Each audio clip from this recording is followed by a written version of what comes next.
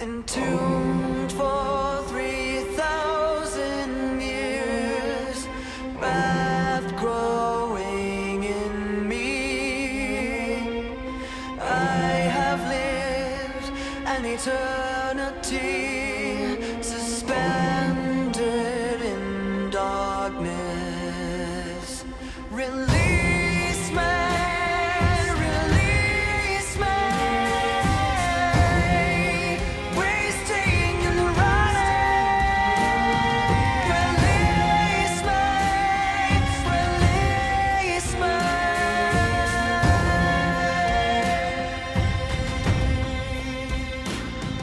Condemned and bound, the sands of time have run out.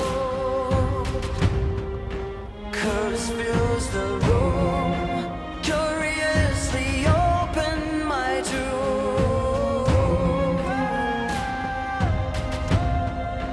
Rising from the cradle of death, my sentence has come to an end.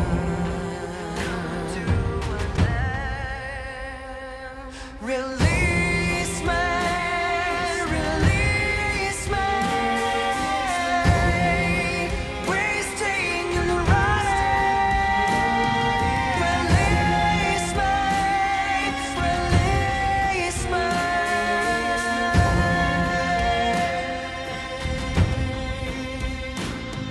My curse is your curse, death is the gift I bring. Revenge in my hands, I feel no remorse. This is the mummy's curse.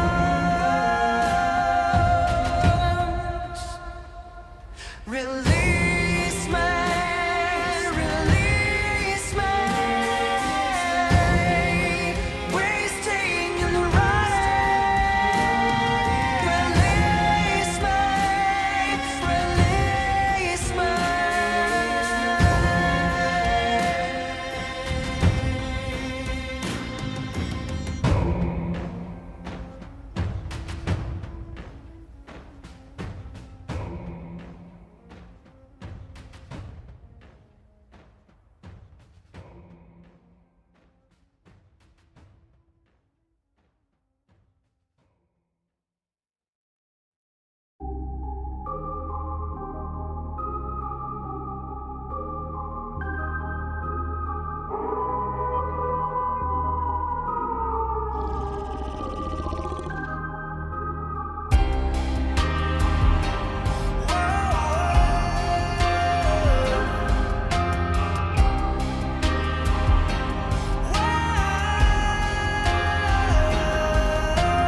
Bite the brings out. In the dark you hear a growl. Monsters in the night, unnatural appetite. A demon sent me here to take you to the afterlife. I feel something change inside of me. The inner human slowly died in me. I feel it come alive. The darkness brings me light. There ain't no stopping it, and you will never hide from me. Pain of the change. What have I become? A creature of the night, ruled by moonlight. The pain of the change. This body's no longer mine. Feel wild and free, but caged at the same time.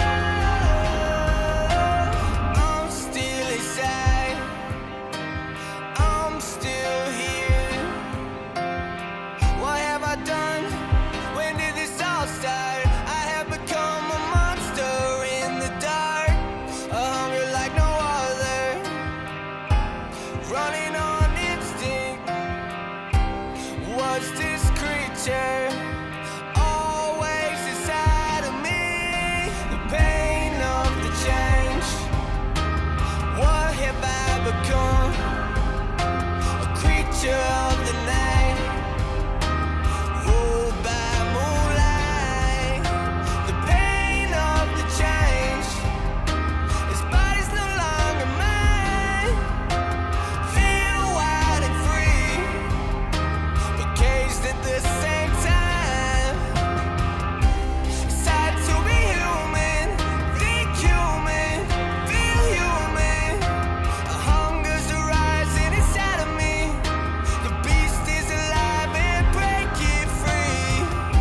It's hard to be human, think human, feel human.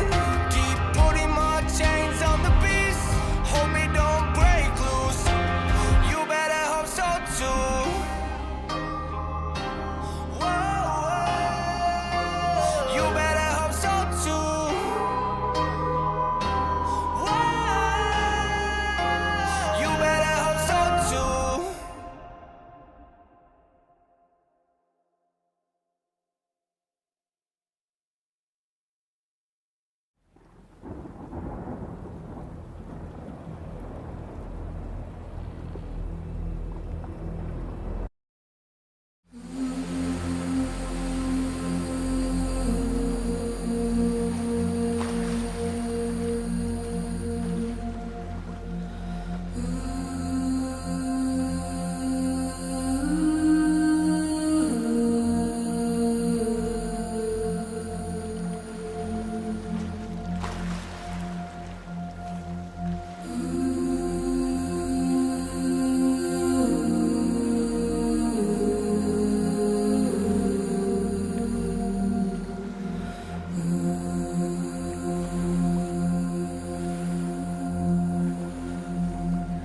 Sirens of the Caspian Sea,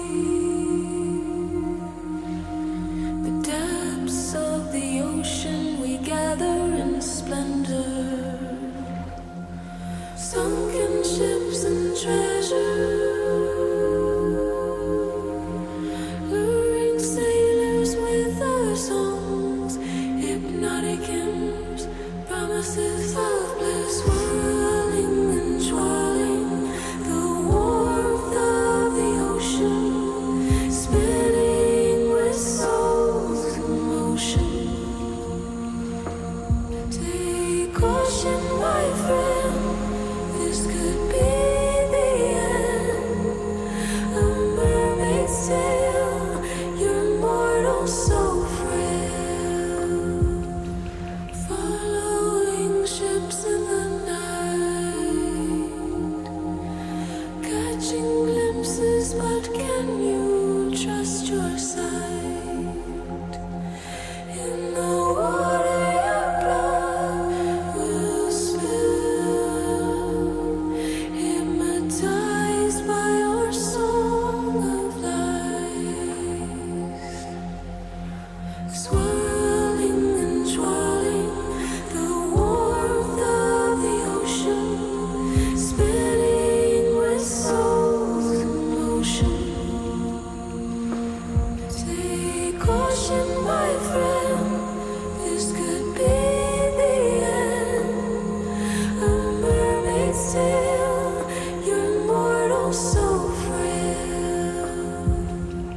I'm a figment of your imagination, our beauty, our song intoxicating, mesmerizing sound, ships running round. In calm or storm, you won't see the shore.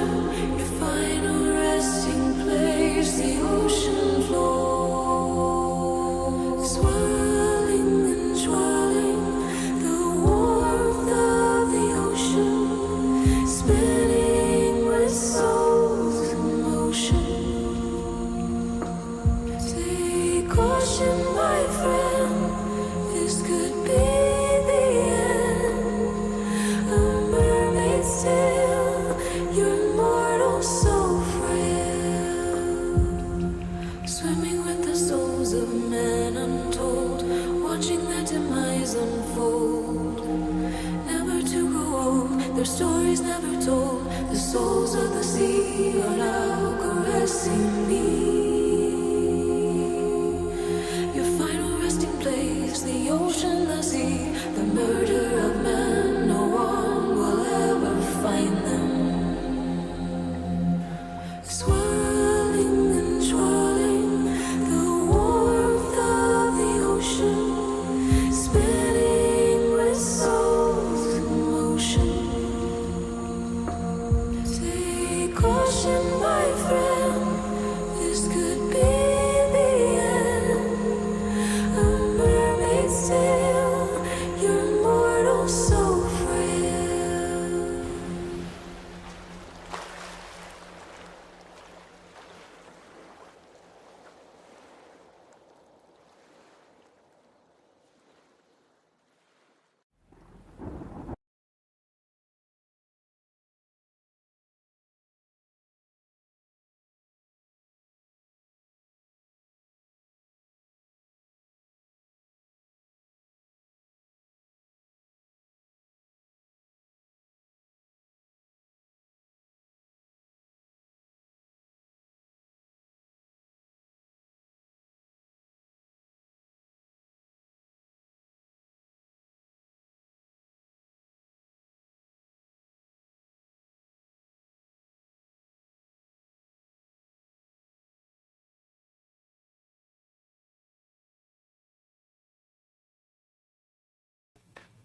Can you hear me? Yeah, I can hear you now. Yeah, I don't know what that was. There's some software bug. I can hear you now. All right, so Paranormal Roundtable, Josh Turner and my co-hosts, Anthony and Tony, right there. Hola. Well, that was quick. All right, let's see what they're doing over there. Can you hear my glasses? I don't know why they're in front of you. Can you hear my glasses, Right Anthony? They're right there in front of him. Like, yeah, I was gonna say, damn, dude, that's right. They're right there. You're reaching over here. That's why I don't know why you were reaching over there. I didn't reach over there. No, your arm was like going that way. I wasn't reaching anywhere. I was asking you to hand them to me. He was pointing like to in front of you. That's why I thought they were right there. Okay. All right. Well, whatever. You got your glasses on, right? Okay, yeah. Just checking. Sorry. Hey, let's not joke around too much. It's bullying, guys. Yeah. I'm a bully, and people are going to unsubscribe. Sorry, we light couldn't up. put the rest of us to work so you could get LASIK. Yeah, it's horrible. Well, I'm not getting that right now. We got other things to take care of. We got to get this equipment done. We got to get this. We got a lot of stuff we got to get for the show. So LASIK will have to come later, if ever. Hopefully one day, maybe. That is it though, and this situation, I've got a bunch of people who've messaged me about the situation that's going on with these people. Please, if I mention even a little bitty anything, I get attacked by 1,000 people saying don't talk about it, and it's like but you know, Anthony made a point last night when we were talking. It's very selfish of you to do that because that's what's going on in our lives, and we are actually being attacked and we're suffering because of the show.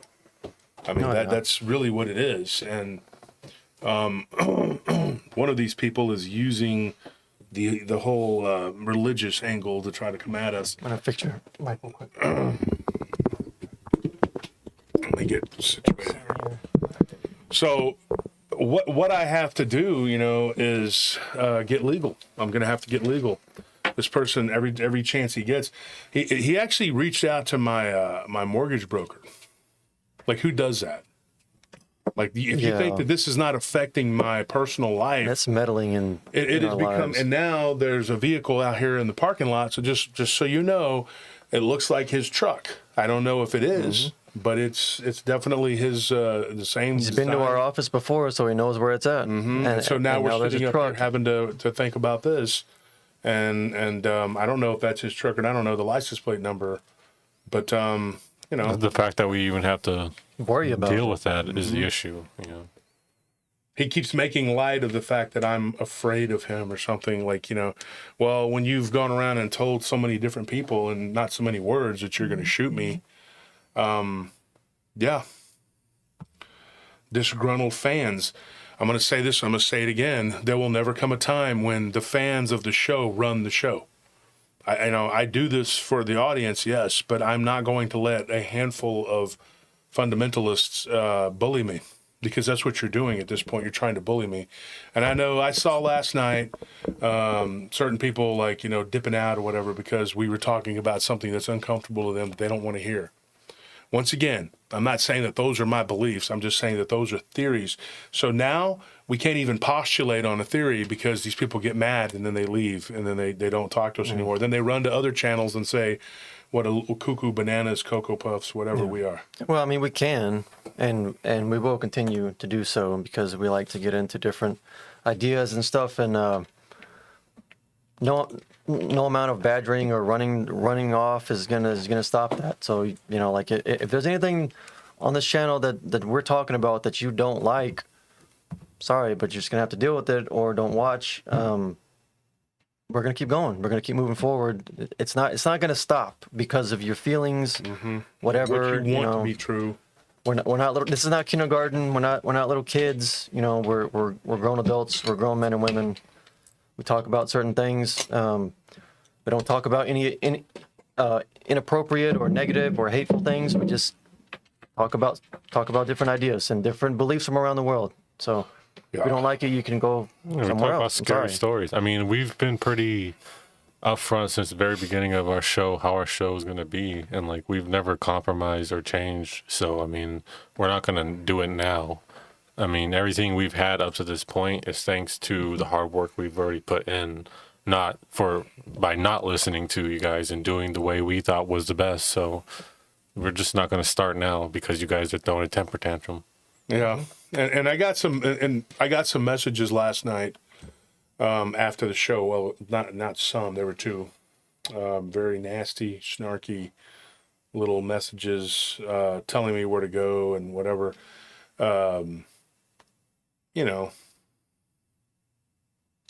Whatever. I got to do what I got to do.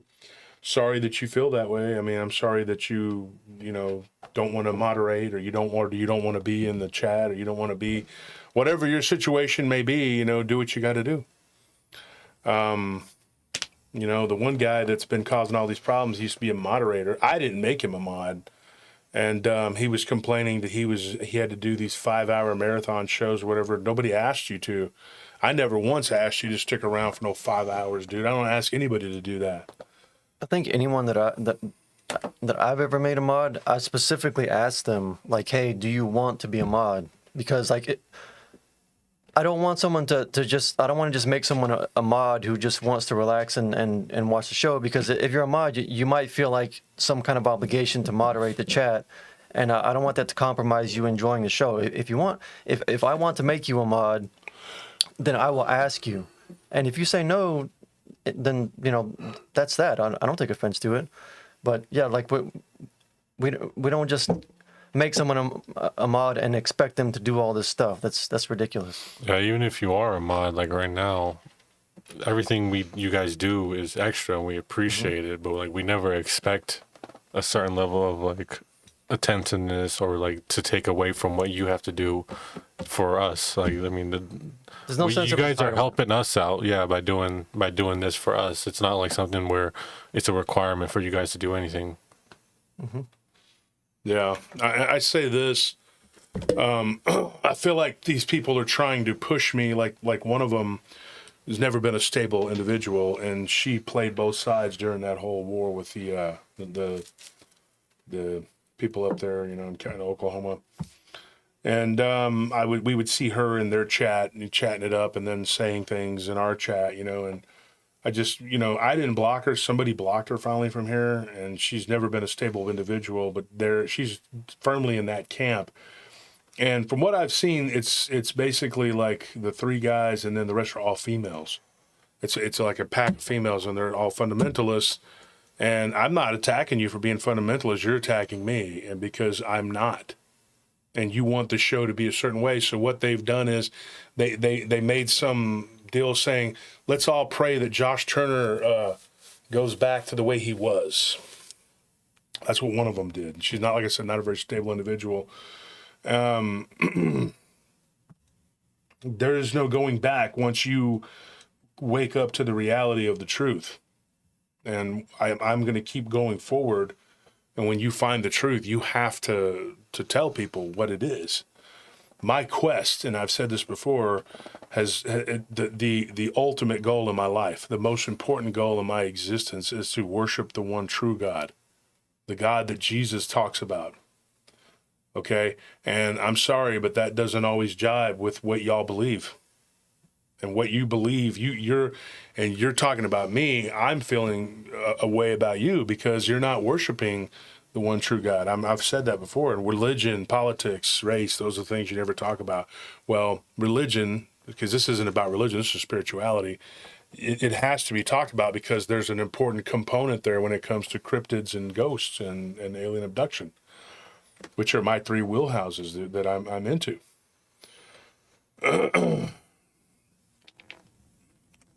So that is going to be the way that it's going to be. And, I'm not going to stop doing what I do because a few people are offended, and they all are sort of kind of gravitating toward this other guy's channel, and that's fine. Do what you got to do. Don't let me stop you. And I don't have a problem with that particular individual or those two particular individuals. There's two different channels, but do what you got to do, man. I'm not your cup of tea. If you want to stay in the slow lane with the training wheels on and you believe that you're correct, then fine. But if you did just a little bit of research and quit being lazy and did some reading instead of just reading from this one book that you've been taught since you were a child has all the answers. When I was in Baptist church, now it's 279. I'm waiting until we get over 300 before we get started, folks. When I was a Baptist, 4 years, almost 4 years, the preacher would recycle. I mean, like same thing when I was in the non-denominational. It was the same thing. They would just cycle through and you could almost predict the sermons like, oh, okay, it's Easter, it's going to be this. And then there would be a build up to Easter. And then they would have certain sermons that they would talk about in the summer. And I noticed a trend. Every summer was the same thing. Every Christmas season was the same thing. Thanksgiving's time was the same. It's always the same thing. It was just like a recycling, rehashing, because there's only so much you can do with that book. And it's funny, though, too, to see people preach from books out of the Old Testament that those are not, that's not to be preached out of, really. Those are like history lessons, dude. I mean, you can preach about it, but it's not really, you should be paying more attention to the gospel. Like these people have turned it inward toward this Old Testament, and to say ridiculous things like, it fits like a glove. No, it doesn't, dummy. It does not. It was pushed together like a glove. And a lot of these fundamentalists, they're Protestant, and they absolutely despise Catholicism. But yet Catholicism is absolutely the one that took it out. Took those books out of the Bible and stripped it and left you with that small bit of information. You can't get the, what is it, the 501c? I think I said last night I said 401c. The 501c is that right there. 501c3, yeah. 501c3. You can't get that tax exemption unless you preach a certain way.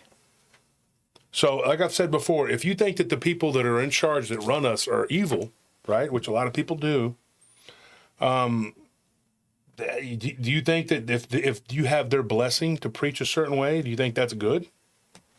Because as long as you preach a certain way, that's it. You can have that 501c. The government approves of it because you're doing exactly what they want. So that's my deal. I mean, it's just like, and so last night we started getting into some pretty heady stuff. When it came to, what these beings are and where they come from and what's, and Rob Yox was talking, and it wasn't Rob. I mean, it wasn't like Rob's. I even said after he finished talking, I was like, I don't agree with everything he just said. But that's okay because I don't agree with everything anybody says on my show. There's a lot of people come on my show and say things, and I don't know. I mean, it's not even just the ones that come on your show. Some of the stories that were given Like some of them, we don't agree with everything that's being told to us. Like we don't know exactly what, like what they tell us, we give to you guys. So like if they give us their own insights about what they believe it is, we'll tell you what they believe. It might not, it's not what we believe and it's not our own takes on it, but it's theirs. And we're more than willing to give that to you so that you also have that information, so that you can form your own beliefs and stuff like that. And that's what we've always been a big proponent of, is that you're given that opportunity to form your own beliefs based on everything that we're telling you. Yeah.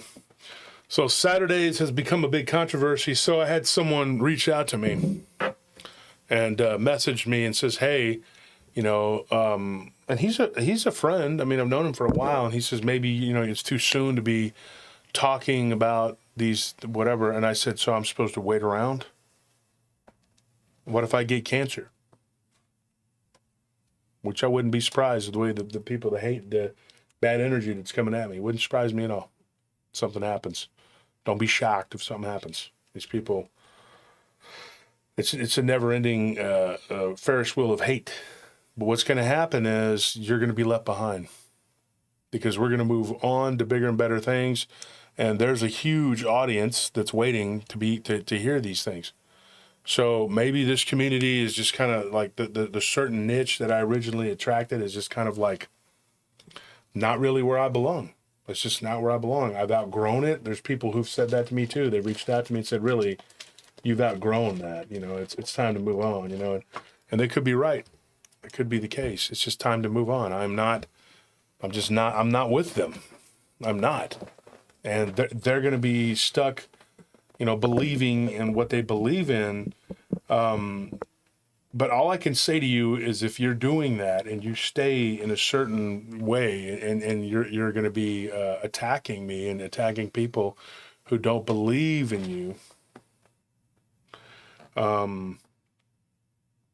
you know, I can just say this: cling to Jesus, because you are not. If you are following that Old Testament from the what's it called, the King James. Mm-hmm. Especially the Schofield, you know, you're getting a very limited amount of information, and you're really getting a history book, which is the Old Testament that's in there. And then, you know, from there, you're not getting all of what you know, there's like your diet. It's like a diet. And you're not getting all the nourishment. You know, you're not getting everything you need, all the nutrition, spiritual nutrition, and that's important. So that's my thing. And when you talk about these things, you know, the first thing people want to do when they talk about this stuff is they want somehow, some way to make it fit into their paradigm, instead of expanding their paradigm and saying, look, I need to expand and understand all of this. You know, one of the things that got me too, like, okay, like there's Joe Breezy in the thing there. Joe, I have said before on the show that I don't necessarily believe, I don't know, you know, I'm not done learning, and the verdict is still out. Whereas Joe has come out and said, this is what I believe. But yet they stay friends with him, but they want to attack me. And that's not, I'm not putting you on the spot, Joe, but it's true. Like they don't have a problem with him. You know, it just goes to show that the problem with you is personal. It's a personal problem, yeah. He can say whatever he wants, and so can 5 or 6 other YouTubers, podcasters. But when I say it, there's a like a march to burn down the town, which also smacks of, you know. Let's ask this question here. Some of these channels, like one yesterday, popped up on my newsfeed, and it was called. Well, you know what? I probably shouldn't say it, but the guy had 325,000 subscribers. Never heard of this guy. Never heard of him in my life. And then I go back and I look at some of his videos, and some of them are full of like views, and then some of them aren't, and you're kind of like, well, that's not very normal. But the point is that he's you know, retelling stories or whatever he's doing. He's talking about things that happened in the military or whatever. And it's there's a lot of them. There's like 1,000 channels like that that have thousands and thousands and millions of subscribers. And where are all these people? Where are all these people? Because I don't even believe that's really happening. I think most of it is not real. I think it's fake. I think I'm talking about the numbers. It's hard to fathom. Because, I mean, it's just like, yeah, it was something like that, Lucas, wartime story or something. But there's like a bunch of them. I mean, I could name 6, 7 of them that I've ran into just in the last several days, And I don't think they have real numbers. I just don't. I don't see that because to do what they do, it takes time to build your channel up like that. And these dudes just come out of nowhere. Guy's been around 2 years. He's got 500,000 subs. How did this happen? It just doesn't make sense, man.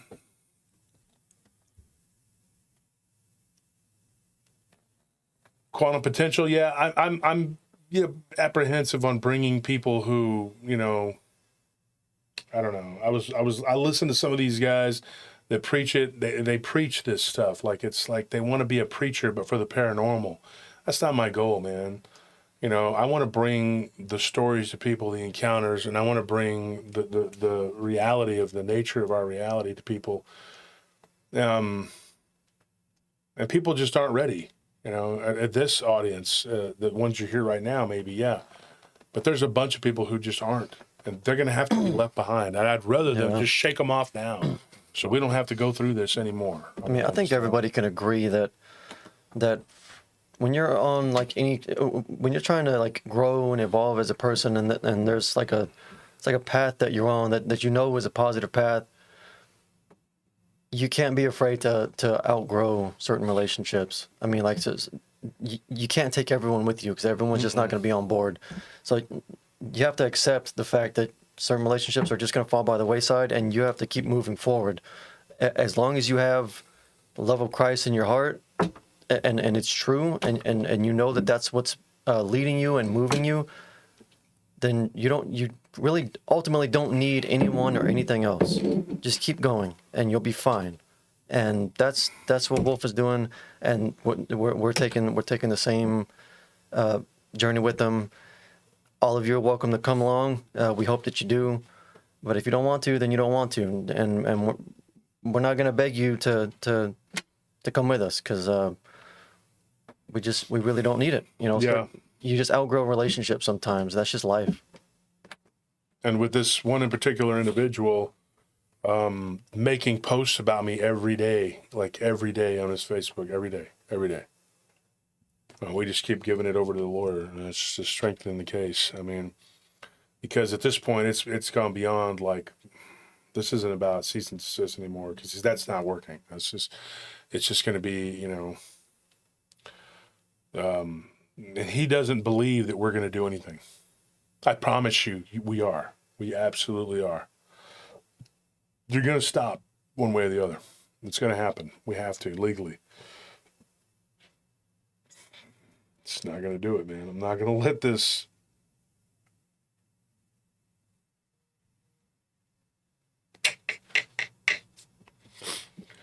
So, anyway, we got 372 people here.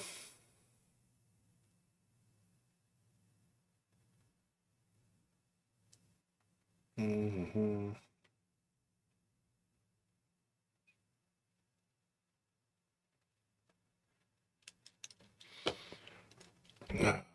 So, yeah, I mean, and what I got this, I guess it would be this morning, was a message saying basically that you're going to lose everything, basically like a threat saying you're going to lose everything.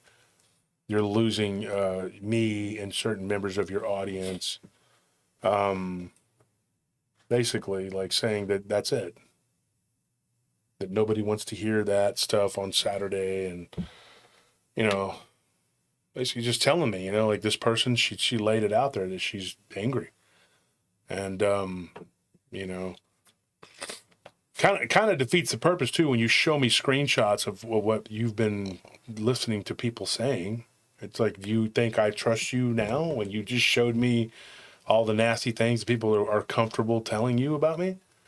They're comfortable telling you that. There's a reason why, it's like, It's not making me want to trust you, I can tell you that. I mean, but I'm more into learning about Christ and not really learning about, whatever, who made us.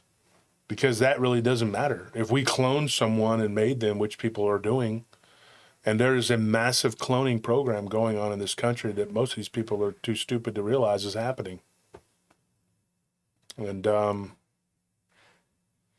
yeah, Andrew, you're right. That's one person's opinion. Unfortunately, there's a cabal, and they're falling in line with this other guy who doesn't even have a channel. But he's trying to lead them over to this other channel, which let them do what they want. Who cares? Like I saw somebody dip out last night real quick, and, when the stuff started getting said, because they didn't like what was being said by Rob Yox. So, and there were a few people that left. They just weren't happy with what was being said. And we'll see how many people on Saturday go to Rumble. We may only have 150, 200 people in there, at least for a little while, until people start figuring it out and coming up there. But we're going to be talking about a lot of things that are uncomfortable and things that we don't talk about on the YouTube channel.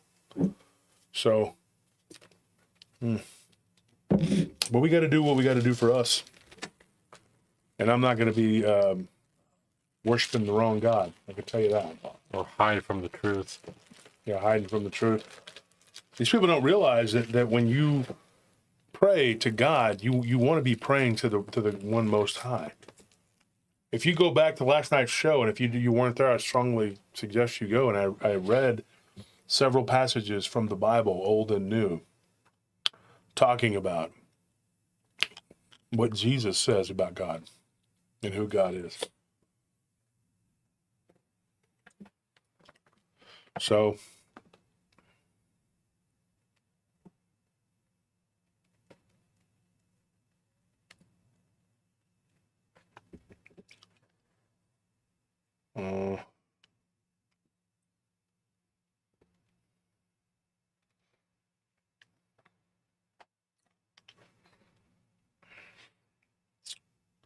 work stuff.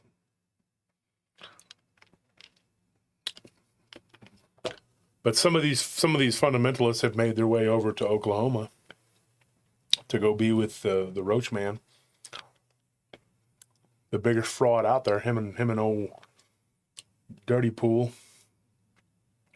Do what you got to do, man.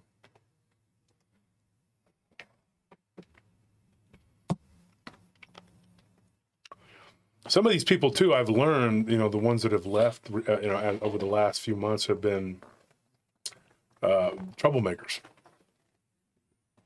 Everything all right? Yeah. They've been troublemakers for a while. And I'm glad that they're gone, because there's a lot of people that have been saying that they're always, causing issues. Yeah, causing issues in other groups, and that they've been doing it for a while. And a lot of people have come forward. So they're outnumbered like 1,000 to 1. So, I mean, it's not like they're going to make or break the show. I mean, we preach to a very specific type of audience. That's an audience that's willing to listen to what we have to say without judging us or crucifying us, and instead just form their own opinions about it. I don't think that's a lot to ask. I mean, it's a round table because we're supposed to all be sitting here together forming ideas. That includes you, the audience, who listens as well. I mean, that's why we always postulate, say things after stories.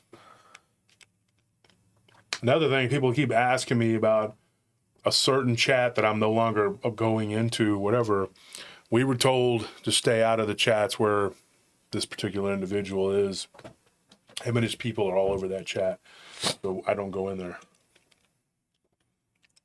And probably not going to have any of us from PRT in there for a while. So that's to avoid the conflict.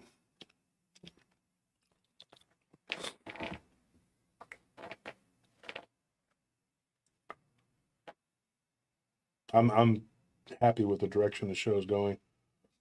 We got to learn more.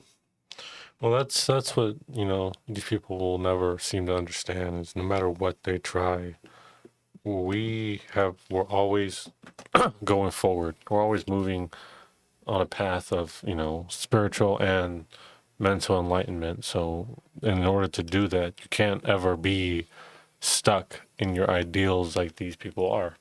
And it's plain and simple that, are going to continue moving forward. And we hope that, more people join us and we continue growing.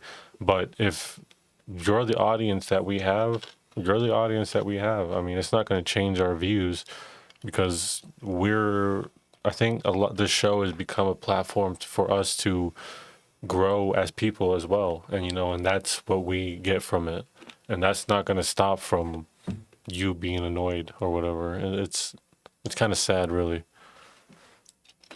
Yeah, one of the things that Matt Imsh told me the other day when we talked, he said, that he was shocked at the amount, and this is happening with him. I'm going to say this. I'll throw Bettina's name out there too. I mean, there's a bunch of them. There's a bunch of podcasters and YouTubers that I talk to on a regular basis. I'm going to tell you right now, they're telling me that they are getting attacked by fundamentalists. And these are their own people because they don't like the direction. And there are some religious wackos too. I mean, there's a Muslim that harassed me, last year, and he kept arguing with me about everything. And I kept saying, dude, I am not against you, but I am not you. Look at what I wear. Okay? It's just the truth. Solovino, hey, thank you for that donation. And so some people that are asking for this, did you have something to say? I was just going to say, I'm tired of people thinking that, just because we disagree, we're enemies. I think it's like the most childish and playground kind of mentality that you can have. You're not going to bully us. I mean, it's not going to happen, man. It's never happened before. They try. So somebody had messaged me, a couple people, and this is for Susie, her mother and her. And Susie just had a birthday. Happy birthday. Happy birthday. She's now 18.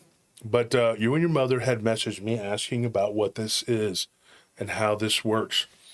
What this is the letters stand for the Latin words, okay? Crux sacra sit. I'm going to try not to mess it up. Latin is not my first language, obviously.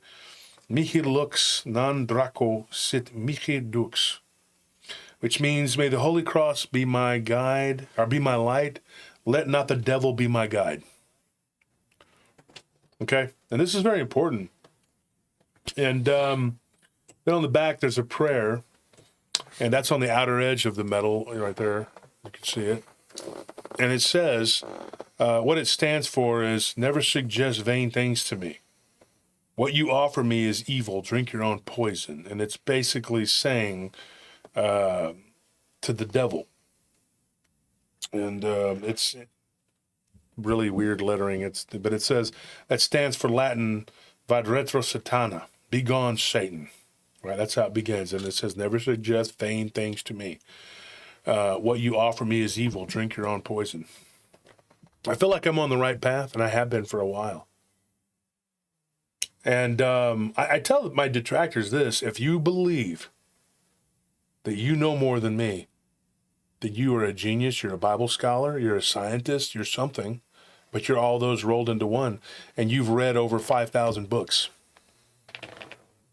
It amazes me, the level of expertness in this field. That shocking, really, how many experts there are. But then they are like, oh, there's no experts, but I know everything. And then they start proceeding to tell you and showing you how much they know everything.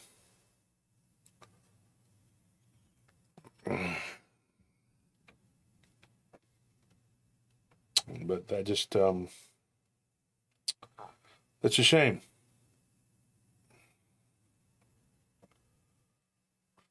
So what we have tonight, let's get started. We have this crazy story that was given to me. Now, I have a friend of mine who's Russian and grew up on the Caspian Sea. Now, I want to go too far and say he's my friend. I met him downtown years ago through another individual who is my friend. And I have a very good friend who was close to this guy. And this story comes from the Caspian Sea. It's a very interesting thing. If I can pull it up here. I have my notes right there. And I don't need the notes, but it helps. I mean, it's easier to do it that way. So, the Caspian Sea is literally 3.5 times the size of all of the Great Lakes of the United States combined. And it is not necessarily all fresh water. It's brackish water. Do you know what that is? Brackish water. Thank you for the donations, those who donated. Madeline, thank you for that. Brackish water is like somewhere between salt and fresh, but it's not totally salt water. It's not, it has a salinity to it, but it's not completely, it's not all salt. Now, here's the weird thing.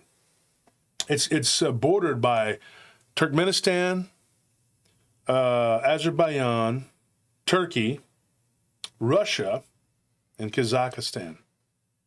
So you have all these different countries that border it, and they have to share. And there's a lot of shipping that goes back and forth between some of these places. If you look at a map, Turkey is at the bottom of it, and then at the top is Russia. Kazakhstan is to the east, and Turkmenistan is right below that. And then, of course, you have Azerbaijan right below Russia, in between Russia and Turkey. Things have always been very contentious between Turkey and Russia, two very strong countries that at one time were global powers, and they were just back and forth, back and forth. One of the things you have to understand is this story took place in 1956. And it was literally, or 1955, I believe. It was literally right after Stalin's death. So communism was still very much in power in Russia. And this particular guy that told that this story was about, he was a Russian boat captain, a freighter, a shipping freighter. And he was shipping something across from Russia, from the port of, I'm going to butcher this name, Makhachkala, whatever that is, and then to a place called Akhtau, which is in Kazakhstan. They were going across the Caspian Sea. They, at that time, had to follow these very strict protocols. And they were, when they left the Russian zone and went into Kazakhstan or whatever, into their waters, there was always the danger of being accused of some sort of something. And so that whole area was being patrolled heavily by Soviet ships, Soviet battleships. In particular, there was a few that were built specifically to handle the shallowness of that giant lake or sea, inland sea, as they call it. And so it was a very bizarre story. And this guy, he told me this story. He says, this happened to my grandfather. And he said that he was already up in age when this happened, and he was the captain of this ship. And let me get this straight here. Make sure that I am going to not butcher this wording. So I'm just going to go back and make sure. Now his name was Zook. They called him Zook. That was his nickname. But his name was Verikov. That was his last name. And the name of his ship was the Volkov.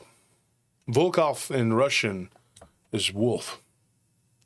So his freighter was a decommissioned Soviet battleship, like a smaller battleship that was outfitted and turned into a freighter and stripped of some of its armor and modified so that it could be in the Caspian Sea. And so it was a very powerful vessel. The Volkov was. So Volkarov, the guy, Zook Volkarov, he was the guy that this happened to. His grandson, Vasily, is the one who told me this. I've known that guy for probably 22 years. I think I met him in 2002. Worked with him. and we became friends. And then at one point, he did some shifts for us when we first started. I know you probably remember him, Anthony. But his grandfather, he says, I have a story for you. He came over here, Vasali came here when he was 16. He has an accent still. So he tells me, he says, my friend, I have a ghost story for you. And I'm thinking, I always messed with him. I was like, does this involve vodka and dancing? And he would laugh. That's how they get really. When they're really excited, they go, with one side of the face. They don't use both. Yeah, that's an uncontrollable display of emotion for them. That is. They're out of control. They when they use both sides of the face, oh man, that's when something really is going on. I mean, you know. That's an unstable individual. Yeah, very unstable individual to give more emotion. Russians are like, have you ever seen, what's his name? Vladimir, what's his name? Klitschko? No, not Klitschko. Well, he's him too, but. Fedor. Fedor. If you ever seen Fedor fight, I mean, look at the way. Yeah, Fedor and his brother. Yeah, both of them. Yeah. If you ever seen them fight after they just beat somebody down and dismantle them, they're just like. They look like they just woke up every time they're about to fight. They don't change after they fight either. No, they look like they just rolled out of bed. They're like, let's get this over with. I'm going back to bed. I'm tired. They like to drink a lot. Yeah. But the Germans that I've known too, they drink a lot too. I had a couple German roommates at one time. A buddy of mine that was from Germany, and his friend came to stay and decided he wanted to try to stay here for a while and get a visa and work. And his name was Otto. And Otto would drink constantly. And I can't really say he was an alcoholic because I really never remember him being like drunk. And you know how people, they get drunk and they're like, Yeah. he just drank. They drink beer like constantly, and they liked it warm. They would drink it warm, and it was gross to me. And they would get like Guinness and drink it warm. It's just like drinking motor oil.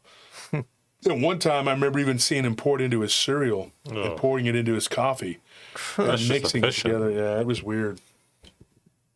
So yes, Kyle, it is. That's pretty cool. So, you know, what's crazy, though, this guy, Vasali, he was always on time. He was very punctual.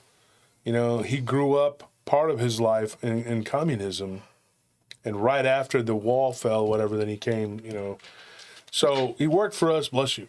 And I didn't know this story when he worked for us because he was very just businesslike, matter of fact. And then Emelianenko, yeah, that's his name. But when he messaged me, you know, several months back and says, I have a story that will shock you. And it's you know, it's pretty crazy. So he said his grandfather, because he used to work on the Volga River. And the Volga is about 80%, I think, of the flow that goes into the Caspian comes from the. But there's also something underground that's feeding it up like a spring. We don't know exactly. There have been so many different attempts to figure it out. The problem is that it borders so many different countries that it's hard to say where, you know, what's what. Everybody wants to claim it, and then there's all this contention there, you know. But what I can tell you is this.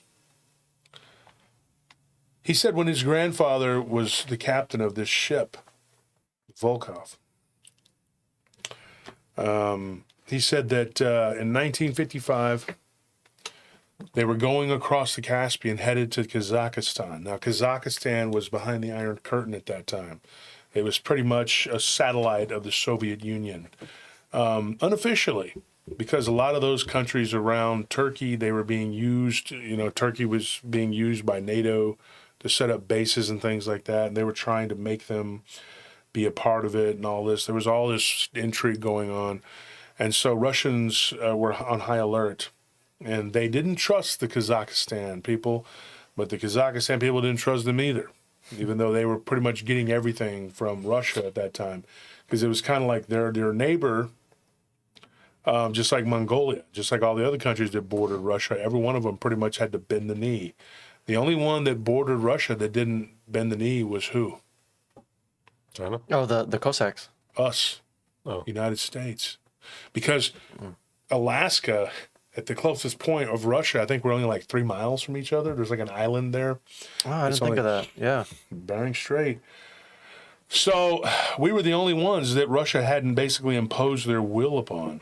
Joel, thank you for that donation. We greatly appreciate it, especially right now. So what ends up happening is, the Kazakhstan people, they were not overly friendly. And there were some stories that they had taken some liberties with one another during drunken brawls, like these ships when they would do their, whatever. Sometimes somebody would shoot at someone that's on deck. And, of course, Russia is like, oh, no, you can't do that. Don't do that, whatever, because we're mighty Russia or Soviet Union. But the Soviet Union did not have as much control as a lot of people, they wanted the world to believe. They couldn't, they were so vast, their empire, they couldn't police everyone. And so some of these unruly sailors would take chances, and they would get drunk, and they didn't like the Russians at all. So sometimes they would take a shot at them. And it was shocking to them that somebody would even be that disrespectful to try to do that. But not to me, because after the war, Andrew, thank you for that donation, what the world doesn't know, and you would really not know this unless you were a real historian, and military history is like one of my hobbies. And so what people don't realize is the Russian military was weak. After that slugfest with Germany, and I'm telling you right now, I don't care what anybody says, mighty Russia would have gone down. They lost to them in the first war. They got their ass whooped. And then in the second war, they were losing. And it wasn't for Allied supplies that just kept pouring in and pouring in. And all of the pressure from the Western, which was United States, Canada, France, and Britain, basically just pouring it on hot and heavy from the West. And if it was just straight up the Germans facing with their allies, which would have been Finland, Romania, Bulgaria, Hungary, and Italy, and then a few other small ones, but they were all facing Russia.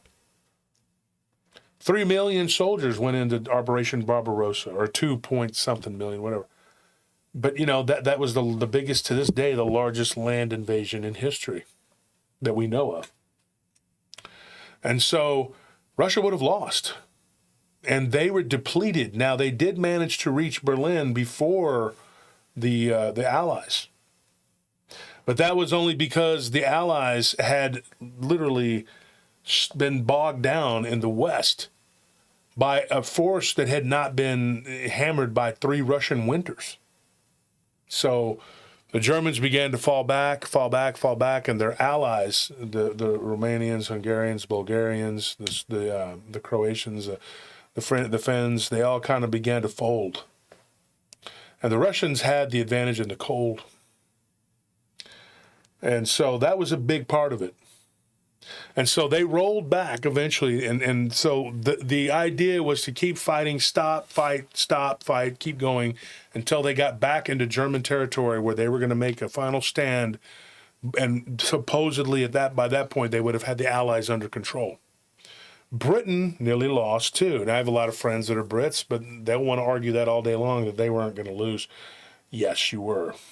If the United States hadn't gotten involved, well, Russia and Britain, all of them, it would have been a Germanic continent. And I'm not joking. I'm being serious. A lot of people, they just say that because they're being a homer. It's like, oh, my team's better than your team. Your team was 2-12 last year, or 2-14 last year. Oh, it doesn't matter. Oh, they're going to Super Bowl this year. Yeah, okay. And keep believing that because that's what you want to believe. That's what you want to have happen. But that's not what was, and that's not what is. And so there was a lot of disrespect. Even people, they don't think that anyone could disrespect, especially after Stalin died and Nikita Khrushchev came in. The different vassal states were testing the waters to see just how tough Khrushchev was. Khrushchev went out there and blustered and did all kinds of stuff and made all kinds of crazy statements about how they were going to bury us. The United States was going to be destroyed. He basically came out and said he was going to destroy us. He was going to take us down, blah, blah, blah, blah. He was all like, Cubans, and the missile crisis happened when he was in office with him and JFK. It was a big mess. But the thing is, none of that happened. And it was all just a bunch of blustering because they had lost so many people and their factories were shot all to hell. The Germans had bombed them into oblivion. They couldn't even produce. There were only really 3 factories that were going. And if it wasn't for air power from the help from the Allies, and giving them tons and tons of petrol, because even though there's a ton of, and this is another thing that was really dumb. Somebody tried to argue with me on this the other day on, oh, that's great. Hold on one second. Let me move this over. Just Oh, tore my you got shirt. scissors? Oh, shoot. Well, we do, man. No, you should cut it. I just yanked a thread on my shirt here, folks. It's too bad. It don't matter. We're good. Let's keep going. Cindy Monet, thank you for that donation. I think that's how you say that, Monet. So one of the things that people, they'll say silly things like, how powerful and strong. Let me put the camera back on me. The Soviets were. Patton had the right idea. After the war, he wanted to go in and just kick the shit out of them. Yeah, don't let them rebuild. Yeah, it would have been done. Allied air power and the constant pressure on Germany, all over the German homeland, just the bombing, even going all the way to the East German, and bombing, like the bombing of Dresden, all those things that took place. That's where a lot of things happened. That's where the war was decided, because the Germans could not commit enough aircraft to the east to keep the Soviet advance. If they could have, they would have. And the factories that they were using were further and further back behind Moscow. They were using 3 factories in particular to pump out the bulk of their military weaponry, which was in the east, way, way in the east, and they had to ship it. And so even though they have tons and tons of petrol, tons and tons of oil, those fields were on fire. The Caucasus oil fields were literally on fire. The Romanians had lit them on fire. And so a lot of people don't know any of this. They don't understand history. But the reason this matters is because you got to understand something. What it was like to be a Russian ship captain in 1955 was a dangerous task, because nobody liked you. You got a certain level of respect, but people, if they only knew how weak they really were militarily for a good 10 years after the war. And then at one point we had the atom bomb. We could have been very mean about it. And I know America's not always the good guy, but we're not as bad as some people. We could have used it on them at any time.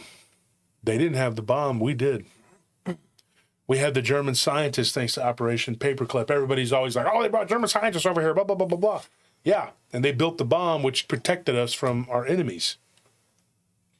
And I can tell you this, Russia had it, if they had it soon enough after the war, and if they were strong enough, they would have come after us.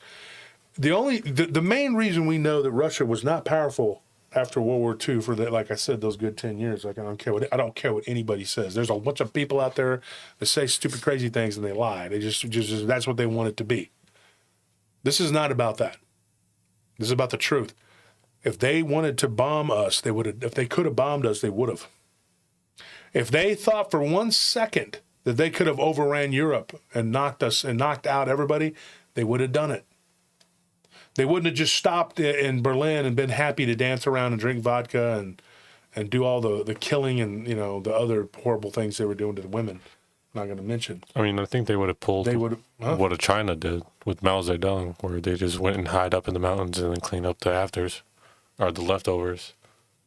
Where, I'm sure we're the ideal situation where Russia supplied a little bit of help to the war, and then afterwards they come back and if they could have, if they could have, but they were kind of forced into it, and they were forced into it. Well, they were waiting to see if Germany and the Allies would slug it out, and then they could overrun them. Mm-hmm. But anyways, what ended up happening? Russia was devastated in every possible way. It's true, they would have been easy pickings. Patton knew that. So this guy, he's a former, Soviet military naval officer who, was retired and was, a freighter captain. He was shipping things back and forth from this port. He would go to Kazakhstan, back and forth, to, and then he would go down to the country right below there. God, I'm so tired. Is it that unpronounceable country that starts with a K? Kyrgyzstan? No, that's not it. I'll get it here. Let me make sure I get it, because this is important. It was Uzbekistan. Turkmenistan. Okay. So they would go to Turkmenistan and to Kazakhstan. This particular mission, they had a little static with some Kazakhis, and they told each other, "Hey, you're getting too close." The Kazakhis kind of like strafed them a little bit, and there was some issue with that. Not them getting too close to the point where the waves kind of messed up their, and so. There was some contention there. There were people that were testing the waters, so to speak, no pun intended, to see how strong they really were. And honestly, they weren't very strong. They couldn't hold on to a lot of things. They did it because they managed to install communist dictators to control those countries. But there were several times when countries went rogue on them and they couldn't do anything about it. So yeah, you can read all about those things. I mean, that happened. There were countries that just said, we're not going to do this. We're not going to do what you say. And there were other countries that were behind the Iron Curtain that just went along with it and said, you know what, we're not going to do it either. And so the Russians had some issues. And so what ended up happening, they were very apprehensive about this particular incident that took place. They were approached by an Azerbaijani ship that was heading northeast, and it was heading for them, but slowly. The engines weren't on. This was a shipping freighter. They didn't understand what was going on. Like, why is this ship heading in our direction? They radioed them. They said, what's going on? They had already had some issues, and so they had every Russian ship in the ocean at that time had to have a small garrison of about 24 soldiers. Because there was issues. There were even pirates on the Caspian Sea that would raid these ships and then head back, and those particularly were porting in Turkey, because Turkey was defiant of Russia. They were America's ally, or at least controlled their bases in Turkey from the United States. They go all the way back to World War I, when Turkey was Germany's ally in World War I. They were laid down upon, and we're still there to this day. So there was some piracy going on. There was all kinds of things. They had to be very careful. So when this ship, they're like, radioing them, and they're telling them, hey, you're floating next to us. No response. So some of the Russian Marines, if you want to call them that, they're like, guys that fight in the military. They have like a naval designation, but they're like, like water army guys, basically. Mm-hmm. And so they had a captain on board with them, and he told the ship captain, which was my friend's grandfather. And he told him, he says, we need to board this vessel.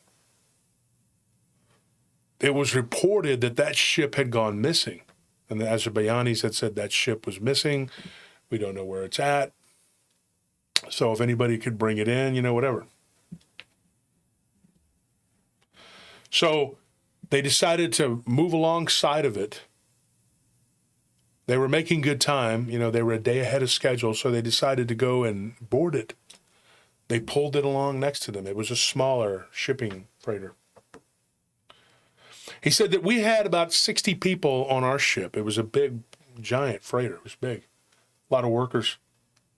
He said this one looked like it was about half the size. There should have been 30 to 40 people. They get on board. And he's like, what my grandfather told me, he goes, and Wolf, and he looked me in my eye with my brother when he told us this story. We were at one of our job sites. And this was like 2009 when he first told me this story. And it was like not registering, because do you remember 2009, how tired I was? Mm-hmm. The entire year was a blur. I was asleep if I was not at work.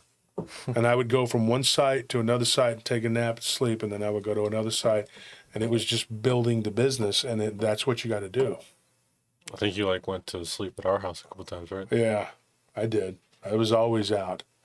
If I couldn't work, if I wasn't at work, I was asleep, and I was mostly working. But luckily, my motor goes with a few hours. What ended up happening, though, is when he told me, it was like, that's a great story. It went in one ear and out the other. So then he reaches out to me and tells me, a few years ago, hey, I heard you got a channel. Now we started talking. Send me your story. Sent it to me. Probably deleted it or so. Who knows what the hell happened. So luckily, a few months ago, we got back in touch. Back in February. Well, February wouldn't be a few months ago. That would be like, what, 2 months ago? Or how fast is time going? Good grief. Too fast. So a few months ago, right, late February, we get in touch. And I get the details of the story. And then I went over it again with him about 2 weeks ago. So he tells me, too, he makes it a point. He's like, this is the third time I'm going to toss. I don't remember. I remember once. I remember one time, V. I don't remember any other times. You say there was. I'll take your word for it. But this is what happened. They pull up next to this freighter. They go on board. And there's nobody there. They start radioing back to their home. What's crazy, though, is that none of the radio communication was working. There was nothing. They couldn't get through to anybody. It was like as soon as they met with this ship that was just floating, there was nothing. They get on board. They had these like walkie-talkies, They couldn't communicate. The people on the ship, on that ship, could not communicate with the people on the ship that was just 30 yards, whatever it was, 40 yards away. And so there is all this weirdness going on. So they sent half of the garrison there, 12 guys, and then 6 of the normal sailors, and they had a few mercs that would come and help with bodyguard and things like that. Because of, like I said, there was a lot of animosity toward the Russians. So they get on this ship. They start walking around. And, of course, the Marine captain says, pull the log. They go into the captain's quarters. The door has been busted open. There's stuff scattered around. There's bullet holes in all of the walls. There was a fight. Something happened on this ship. Now, a lot of this stuff you could probably find through released Soviet documents. I were talking about Soviet documents last night. And I'm going to tell you right now, I mean, if you're really interested in getting creeped out, they just blurt it out, too. They'll talk about something normal, blah, blah, blah, and then they'll talk about aliens or ghosts or demons or whatever. I mean, I'm not joking. Like, it's pretty crazy. Some of the stuff that they talk about from the wars, I mean, you could sit there and just do an entire channel based on what the documents that they've released. And I think people have, actually, or are. So they go through and they find all of these weird anomalies. Then they find one dead body. One dead body in one of the galleys. They went in. Then they find another one in its bunk. He said that what was reported to his grandfather in that first report was shocking. He said he read the report. It was a 4-page report. They typed it up and sent it back to Moscow. They found 2 bodies with their faces caved in. Bites, weird bite marks all over their bodies. They found 3 people alive. 2 of them were in a comatose-like state. One of them had a hammer in his hand, like he was trying to use it to fight something off. His arms and his legs were both broken.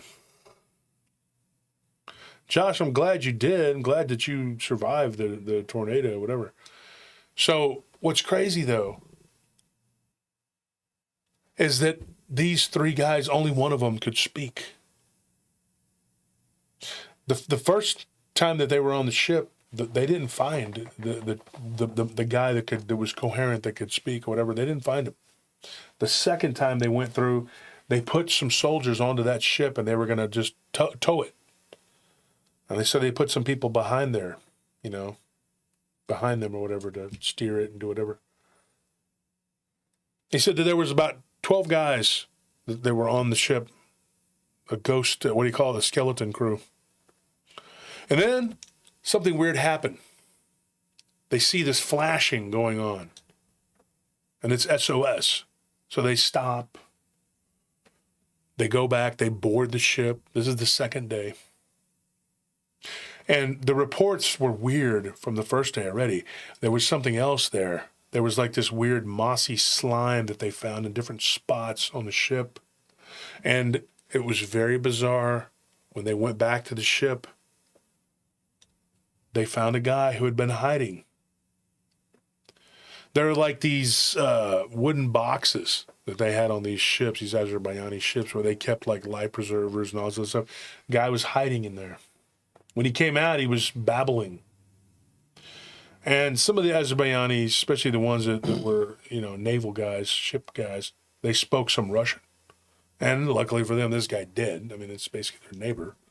And he told them in his broken Russian, been attacked. Monsters. Babbling about monsters. My friend's grandfather was a very no-nonsense guy, but he believed in the legends of the Caspian Sea, and he had also been in the Black Sea and in the Atlantic. He served in the Atlantic during the war. Of course, there was a lot going on, And he said there was a lot of weird stories that came out of the Caspian. Stories of flying saucer-shaped craft that would come out of the water, lights floating around the water that had no source. They would come up out of the water, spin around, and disappear up into the atmosphere. Weird stuff like that. Stories of mermaid, mermen type creatures that would do things, whatever. And the rumors from Turkmenistan that there was a type of vampiric creatures that would board these ships and kill the entire crew. Like somebody had said earlier, the Demeter. Those legends had been around for a long time. Or maybe they just read Bram Stoker's Dracula. I don't know. But what this particular captain, what he went through was unlike anything that I've ever heard. And I've heard a lot of crazy stories. I think that if it was me, I would have cut that ship loose. Mm-hmm. But then again, if you do that, well, then the Soviets get really upset. They were very weird about stuff, And when they gave you an order, sometimes the way they worded things, too, was very vague, and it was up to you to figure it out. Like they give you a choice, but it's not really a choice. It's basically them telling you, you do this or something happens. It's just, it's like how they make so many laws that you're always breaking one, so they have an excuse to throw the book at you at any time when they don't like you. And that's the truth. That's what they do. They just make a bunch of laws, and at some point you're breaking one of them. So, let me do this real quick.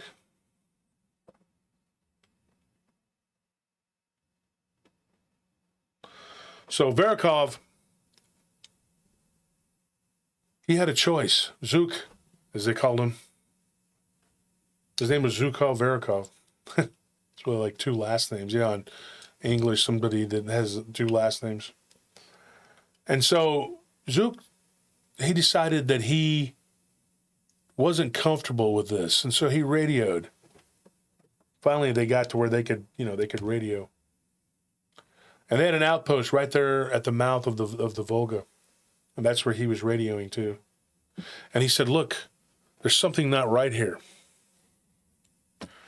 I want permission to cut this ship loose.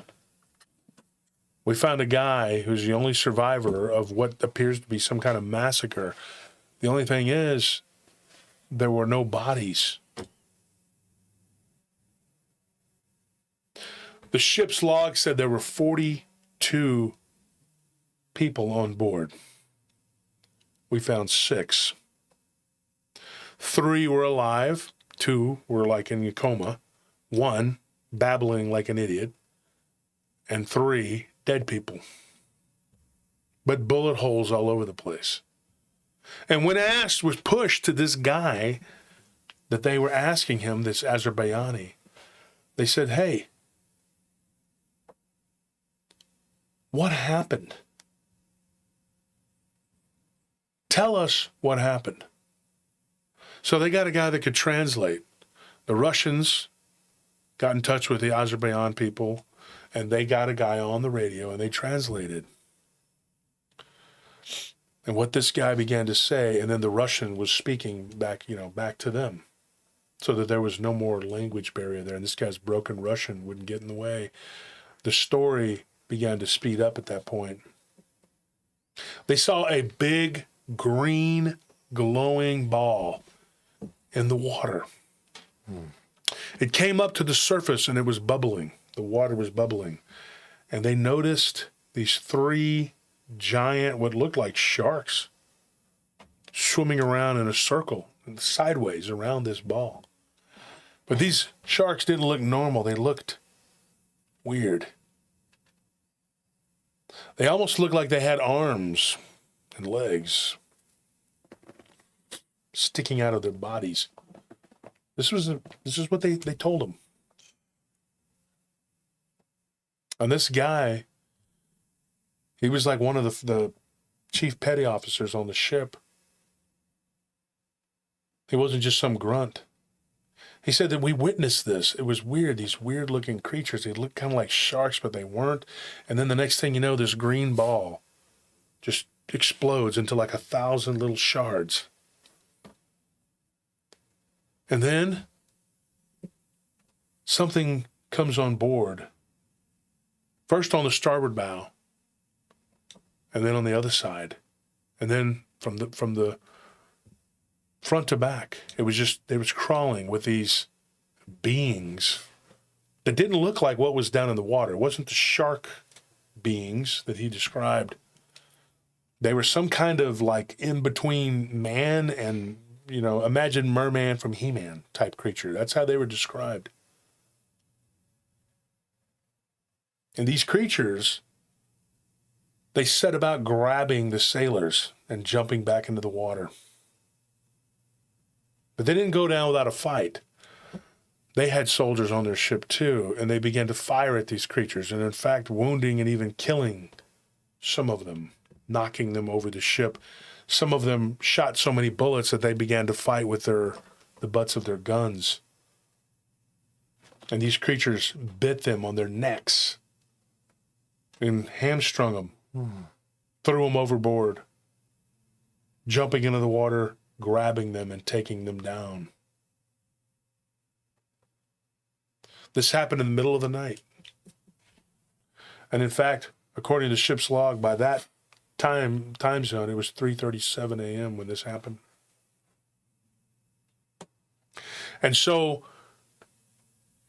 listening to this story, one of the things that I found really intriguing was the way that the eyes glowed red, because you hear that a lot with like Bigfoot encounters and stuff, how the eyes are just red glowing dots. I thought that was interesting. That was one of the interesting things that I remember asking about the color of the eyes. The skin was a brownish green, mossy color. They had this slime all over their bodies that got all over the ship. The thing that really got Vasily, though, when he told me this, he says, my grandfather had heard of this before. This wasn't his first rodeo with what they believed were these mer people. These beings, these creatures that live in the Caspian Sea. And we've talked about it before. We had a show we did about it. And some of them they claim that they're a type of vampiric reptilian, and that they will take them down into the earth, and they use them. The ones that survive, they use them, they breed them, and they eat them. And some of them just drink the blood. Some of the ships that were found, ghost ships, which was a very common thing, especially, prior to the war and then shortly after the war. People would find these ships completely abandoned. And this guy's grandfather had heard of this, but it never happened to him. What this guy, though, told the translator was that the two guys that were in the coma or whatever, that they had been struck so hard by these beings that they probably had fractured skulls and brain damage. He said he himself was knocked unconscious. For some reason, when he was hiding inside the little, wooden box, whatever, one of these creatures opened it to grab him, and he was immediately killed by someone. They stuck him with what looked like a sickle. Thought that was interesting. The box closed up, but not until this thing had basically hammer-fisted him, knocking him unconscious. Whether that's the real truth or he just hid in there and was a coward, we don't know. All we know is that he was alive.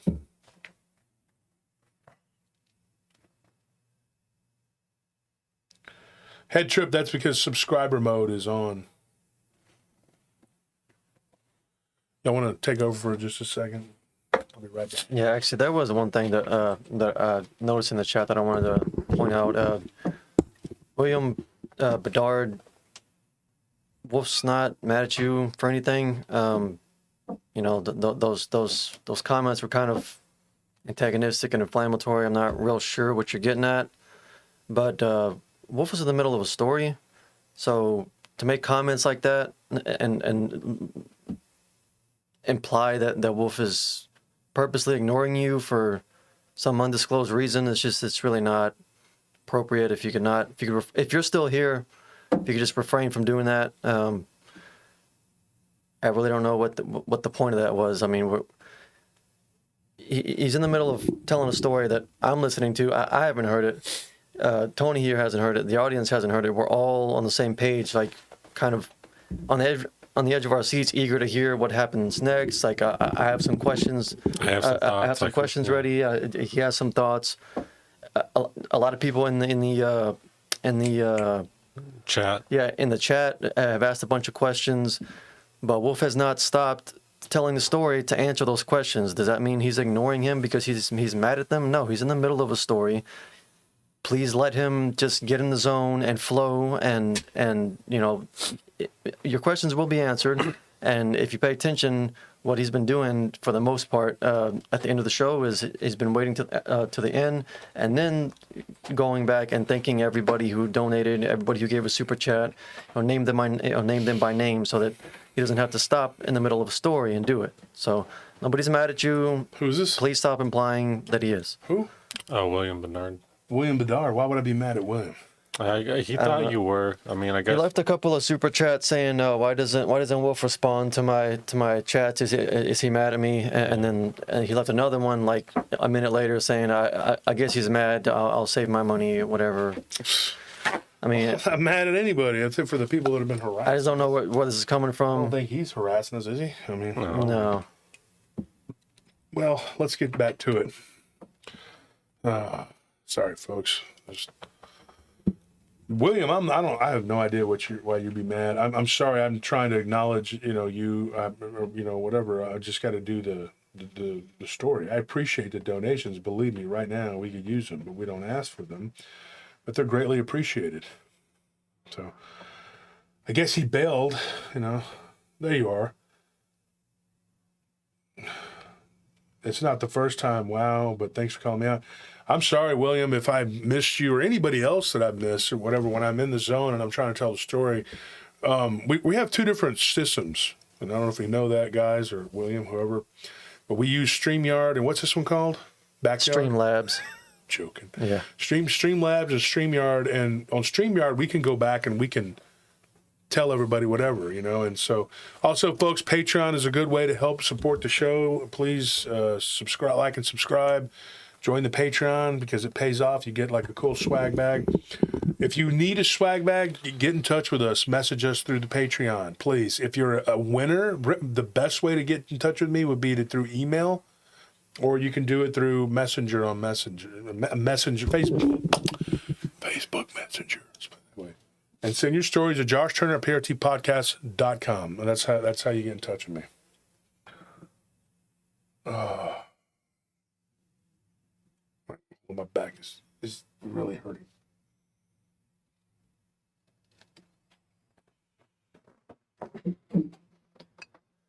Back's been hurting all day.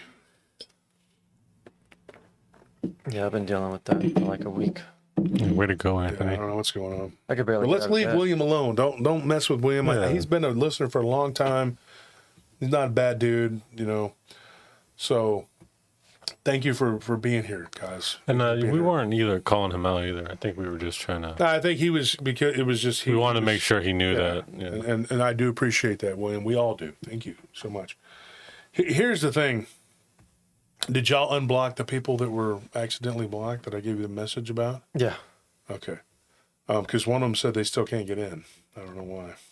Is it the subscriber thing? I have no idea.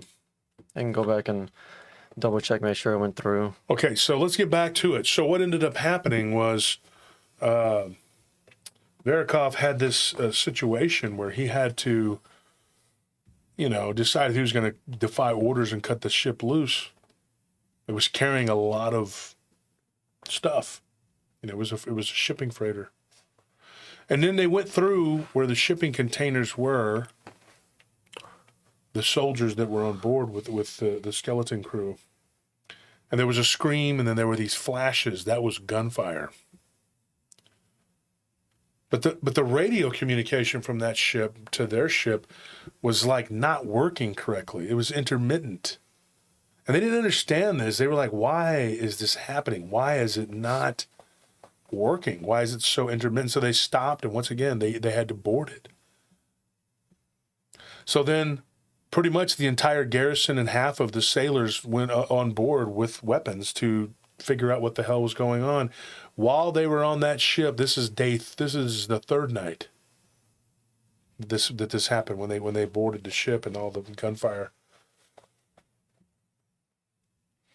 Everything chilled out, everything calmed down, but two of the sailors and one of the Marines was missing. So then, that was it. Nothing happened for another day. Everything was fine the rest of the night, and then into the day.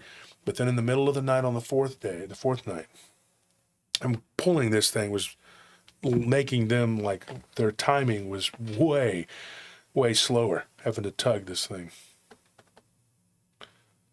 And he said that it was their time was kind of being cut in half, or doubled how much time they were taking to be on this ocean. The sea. It's not an ocean. But he said that then a storm came. And the storm was settled in, and it was just on top of them for like 2 days. And in the middle of the night, on the fourth night, when this storm hit, 2 more people disappeared from the ship. Could it be these merman creatures? These demons of the Caspian? Each country having its own little name for them. They had a name for them. Sea devils.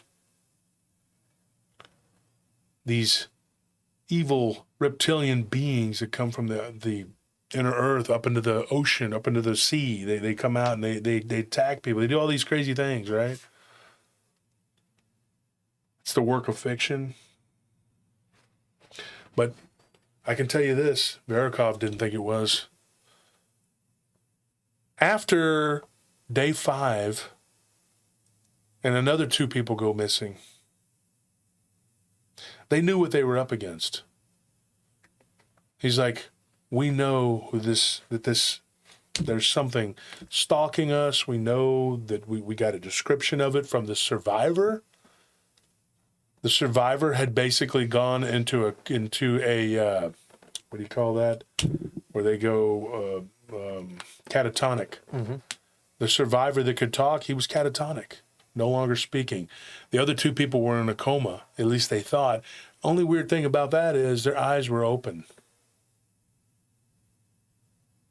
So they described these catatonic people as being in a coma, when in reality, they were catatonic.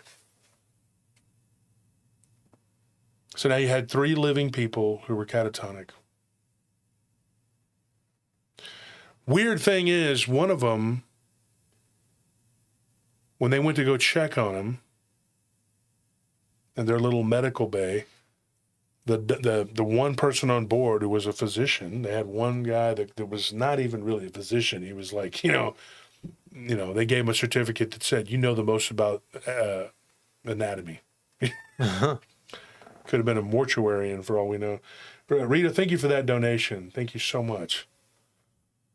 So he tells him, he says, there's something weird. There's this goo oozing from their ears and coming out of their nose and in their mouth.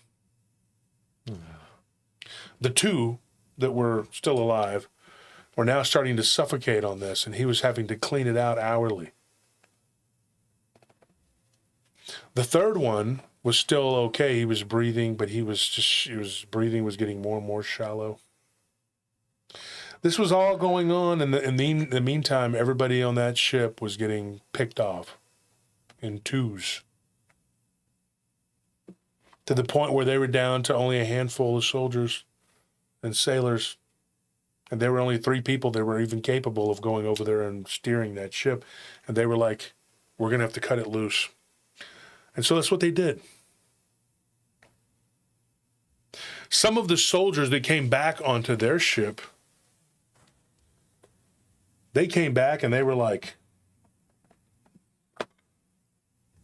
we're not leaving the Volkov again. Volkov meaning wolf, Russian wolf. They're like, we're not leaving the Volkov. We're not going back to that ship. And it had some weird name like the fire, the rain something fly, or rain, some weird insect name. And then the guy couldn't even tell me what it was. It was something about it was a dragonfly. It's called the Dragonfly or something like that. That was the name of that ship. But they're like, we're not going back to that ship. We're done.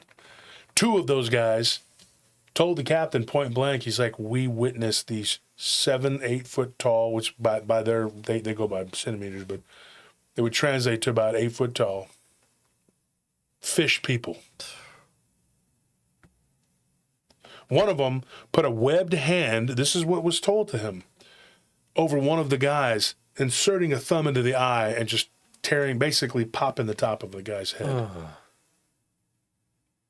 This thing took a full-on shot to the face from a Russian rifle. And it wasn't like, oh, it just flinched. No, it hit it and it hurt it, but it just dove back into the water. Another one grabbed somebody by their leg and just dashed him against the side of the bow, threw him overboard, and then jumped in. These guys were all huddled together in one little spot where they were basically steering the ship. And anybody who ventured out was going to fall prey to these creatures, whatever they were. So, until the lead ship, the Volkov, decides to say, hey, come back onto our ship with us. No, you're just stuck there. Can you imagine being one of those Russian Marines?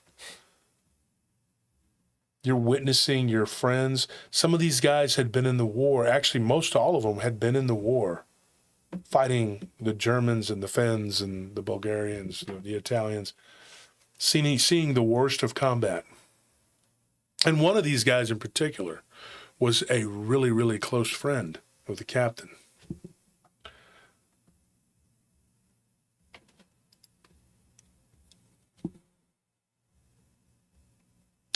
Verkov had no idea, no clue what this guy had seen and what he had been through.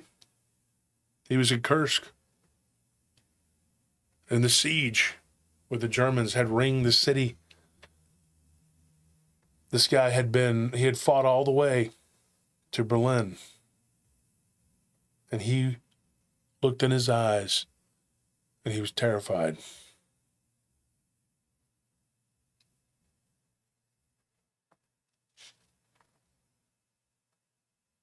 He was absolutely terrified.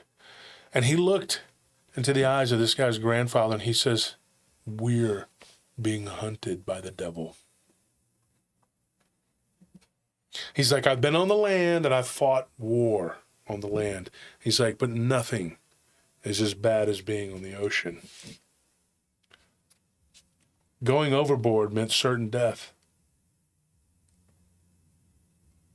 These creatures.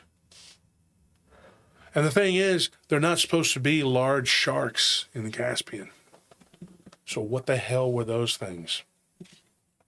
Sometimes the men would see overboard, they would look and they would see these big shapes that looked like shark people following the ship.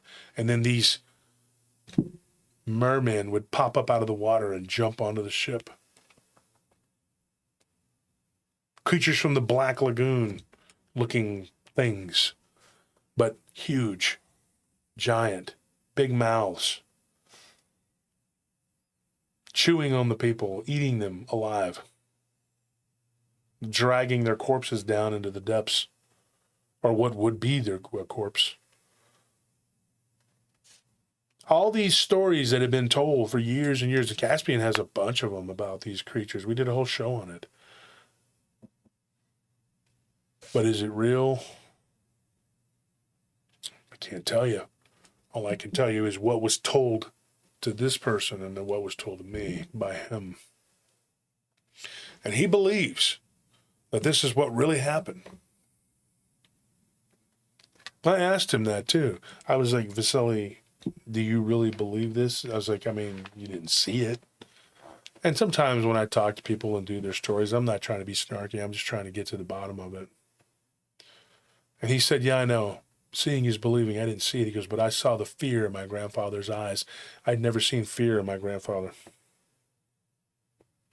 He's like, "My grandfather was an old man when he died. He was 92. Lived a long time." And he said, "But I can tell you this. My grandfather was no liar. He didn't tell tall tales. He didn't exaggerate." He's like, "When we were younger," he's like, "we moved to Leningrad. My dad got a job there, and my grandfather was really old and retired, and he moved with us." He's like, "And my grandfather, we lived in a haunted house. It was terrifying." He's like, "And my grandfather told me one time he saw a spirit, like literally walk into his room and vanish. The people that had lived there before had been taken out in the middle of the night and shot by the KGB. And then they were like, 'Hey, there's a house up here that you can live in.'" These people didn't mess around. Kill you at the drop of a hat, put you in the gulag at the drop of a hat, kill spirituality, forget believing in God or Christ because they're not going to let you do it. And it didn't matter whether your God was Allah or Jesus Christ, the Father of Christ, didn't matter. No religion, none. But under Khrushchev, toward the end of his reign, he started to loosen up a little bit and allow people to go back to church. Typically, the Catholics made some inroads, and so did the Orthodox. But that was it. Really just two churches. And it was very limited. And if you think of 501c as whatever, you were going to teach that the way that they wanted you to teach it. Because to them, the Communist Party comes before God and everything else. Oh yeah, in some Orthodox churches, they sanctified Stalin, like they have like a Saint Stalin picture. It's crazy. Mm-hmm. They had to. Yeah, they didn't have a choice. They didn't have a choice, or you could not. That's what happens when the churches start following what the government doctrine tells them. Whoever's in charge of the government becomes a saint. And that's another reason why, if you're learning from a church that has the 501c, get away from them. I'll tell you right now. Because they don't have your best interest. They have the government's best interest.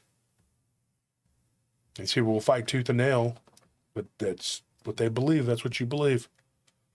But you're not getting the full story. I'm telling you right now. By the time this is all done, if they don't kill me, I plan on writing more and more books about this stuff. I plan on releasing tons and tons of evidence and documents and secret spy stuff. I'm joking. I'm just making that up. I'm kidding. I plan on releasing a lot of information. Rumble, whatever I got to do. Because people need to understand. This kind of stuff is really happening. These things that come from the inner earth, this is what I think they're from the inner earth. Nobody's telling me that they're from the inner earth. But I think that's where they're from. And I think that these water demons that come from the depths of the Caspian, I do believe that what they are is a type of devil, a type of Nephilim, a type of descendant of something.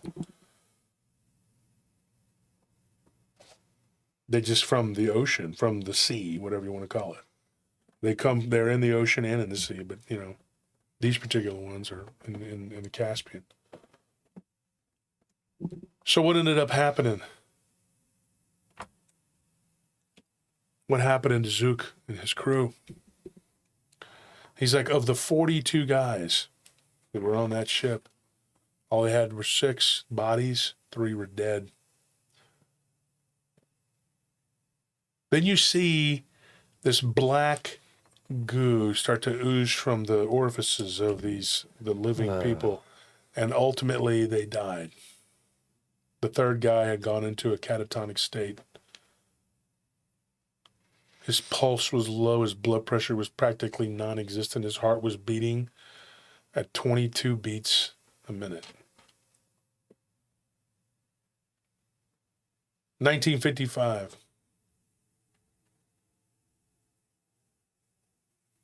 So what ended up happening? This pseudo physician they had there. Thank you, Shade Viking.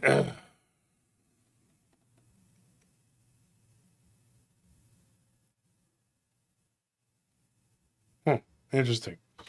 But anyways, what ended up happening? They can't figure out what has happened to these men. So they take them and they put them in the makeshift morgue toward the back of the boat where nobody has to smell them if they start to rot. And this, by the way, was in like the fall when this happened. It was starting to get cold, but it wasn't too cold. So what ended up happening with these men? One day, like on the 7th day, I believe, one of the soldiers was walking by and they hear this moaning, groaning noise. And they go over there to where these men were put away.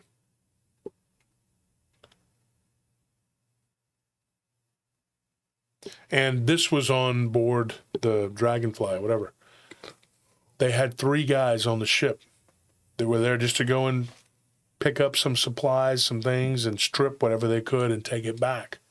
One of the soldiers walks by after they had moved the bodies over to the other ship. And he says, I see this guy's hand come out of this, from under this tarp. And it moved. Like it was moving its hand back and forth. And the next thing you know, there's movement in this tarp.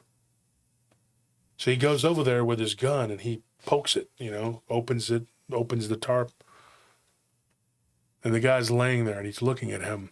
And get this, the eyes were completely black. He sits upright and begins to mutter in some sort of weird language that he couldn't understand. It wasn't Russian, it wasn't Azerbaijani. We didn't know what it was. His tongue was pointy and purple. And he sat up, and his ears were sticking upright. And there was this blue substance all over his body. Purplish blue. This guy didn't look human at all. So he backed up and he fired into this man about 3 times, right into his chest. The guy laid back down, didn't move. So they radioed. Of course, the radios weren't working. They got their ass back off of that ship as fast as they could. They literally had a small, like a little dinghy, like a little one of those little, boats that you take. They jumped. One of them jumped, fell into the water, broke his leg. But then they grabbed him, pulled him onto the boat. And because of the things that they had seen following the ships, these weird-looking shark-like creatures and these merman, whatever they are, I don't know what they are, creature from the Black Lagoon-looking creatures. There's no name that they gave me. They were terrified just to have to be in there. So they row the boat back over to the other boat. They get lifted up, and they tell them this wild tale. The two guys that we stuck over there, today one of them moved, sat up, and was something ungodly, some sort of zombie-looking creature. What the hell is that? What is that? Like, what was that? Like, what made him do? What a commie fish. Thank you, Shade, for that donation. James Leto, thank you for those donations. We appreciate it. But what the hell was that?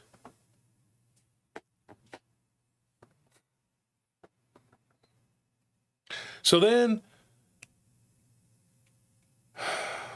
Zook had to make a choice. Verikov had to say, hey, do we go over there en masse?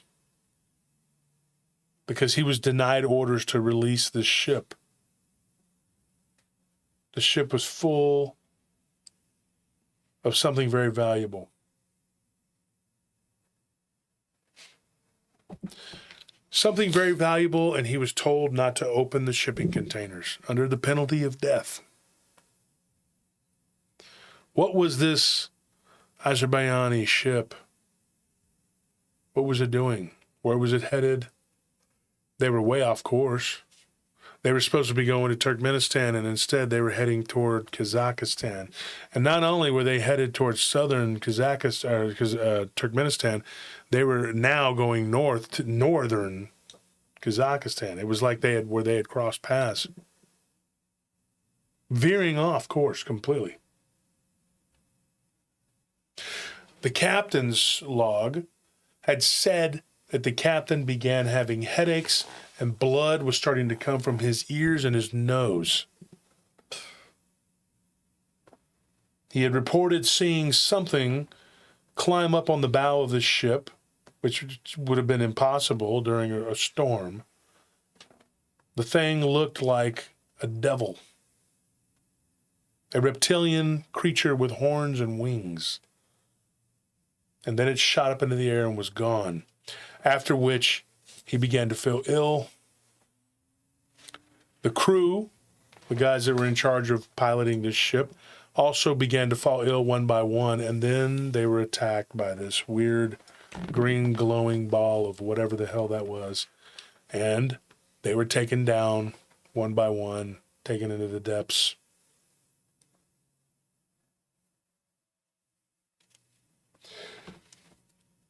Ultimately, this man died. This captain of the ship, he died. Just suddenly fell over dead.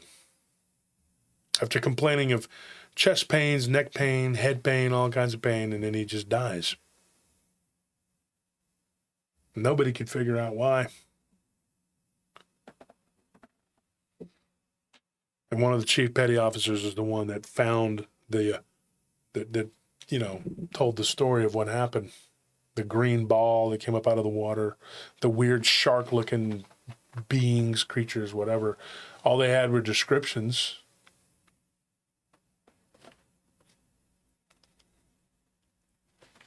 So Verikov had a serious dilemma on his hands. His crew was beginning to panic.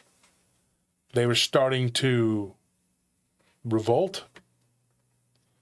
And some of them wanted to take over the ship. They wanted to undo the Azerbaijani ship, and they wanted to turn around and port in Russia. But he knew that if he did that, he'd be looking at a firing squad.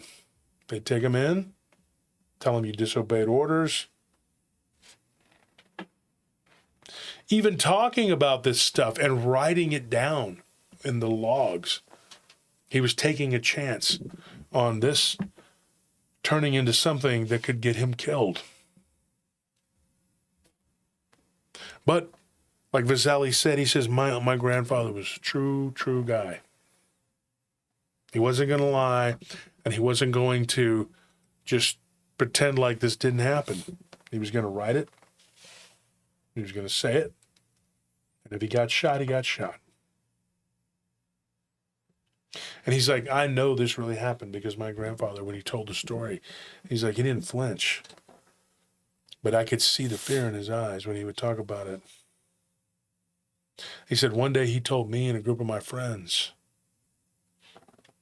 and one of them's dad, he said, yeah, my dad told me some weird stories about some of the things that they would see. He was stationed at a outpost in Siberia at one time. This friend of Vasali's, his dad. And he saw what many call the God bear. We've talked about that before. This bear that's like literally like 20 feet tall when it stands up. It was in Kamchatka. He watched it eat like 4 people. He also saw these Bigfoot-looking creatures tear apart and kill one of the soldiers that was outside smoking a cigarette.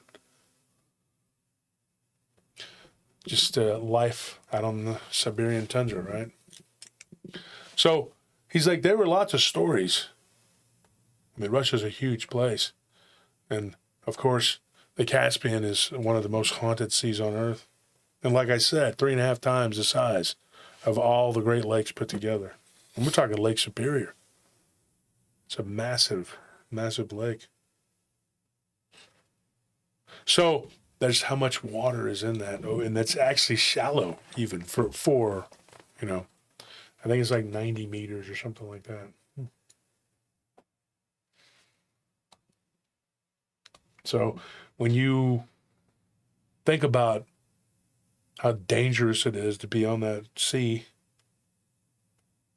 and this guy did it for 8 years, just back and forth, back and forth, back and forth.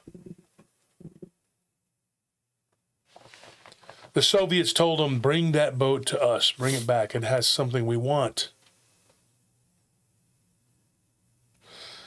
And these beings began to, not only were they assailing that particular ship, but then they started coming on board their ship. Because by the 9th day, they were at sea in broad daylight. 3 of these beings appeared.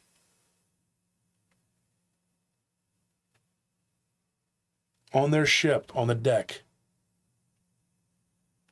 And they began to be fired upon by the sailors themselves, and these creatures jumped off in different directions, but then came back with greater numbers. And each time they would snatch another guy, another guy, another guy, and this went on for 3 days. The 12th day, almost 2 weeks at sea. And finally, they get 2 Russian military boats coming in, armed to the teeth to help them. He said, at this point, we were just floating.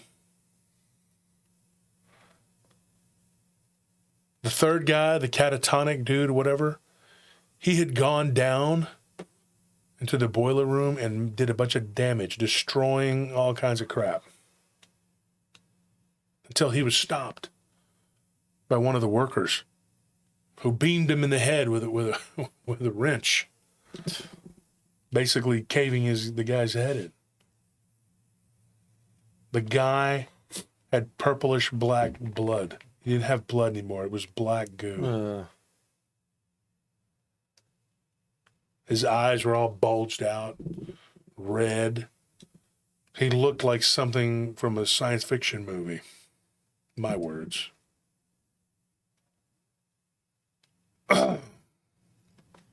These walking fish sticks continued their assault. Even when the military escorts came, they were in the middle of fighting with these beings. In the evening, it was dusk. It was almost nighttime. They attacked at night usually, but then they were attacking during the day. And the Azerbaijani ship was let go kilometers away. One of the boats, the military Russian boats, had gone on one of the ships to go fetch it, retrieve it. They did ultimately. They brought it into port right around the same time that they landed. And this is what he said. The Russian military wanted what was in those crates, what was in those storage containers. They didn't act too surprised about the attack from these fish people. They just said, this doesn't happen in the Soviet Union. This is paradise. Nothing bad ever happens to us. Nothing bad ever happens here because communism is perfect. So they asked his grandfather, are you saying that this is what happened? Because if you are, you're basically saying that you're going to go against one of the main tenets of communism, which is that communism's perfect.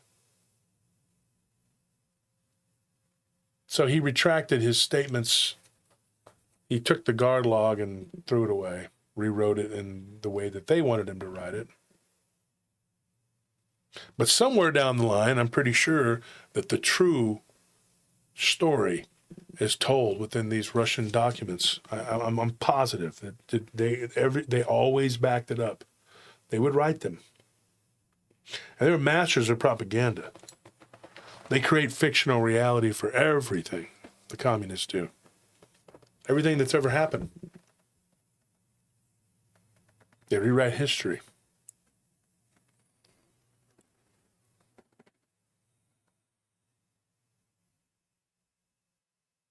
So what ended up happening to Verikov? Well, that was Zook's last mission.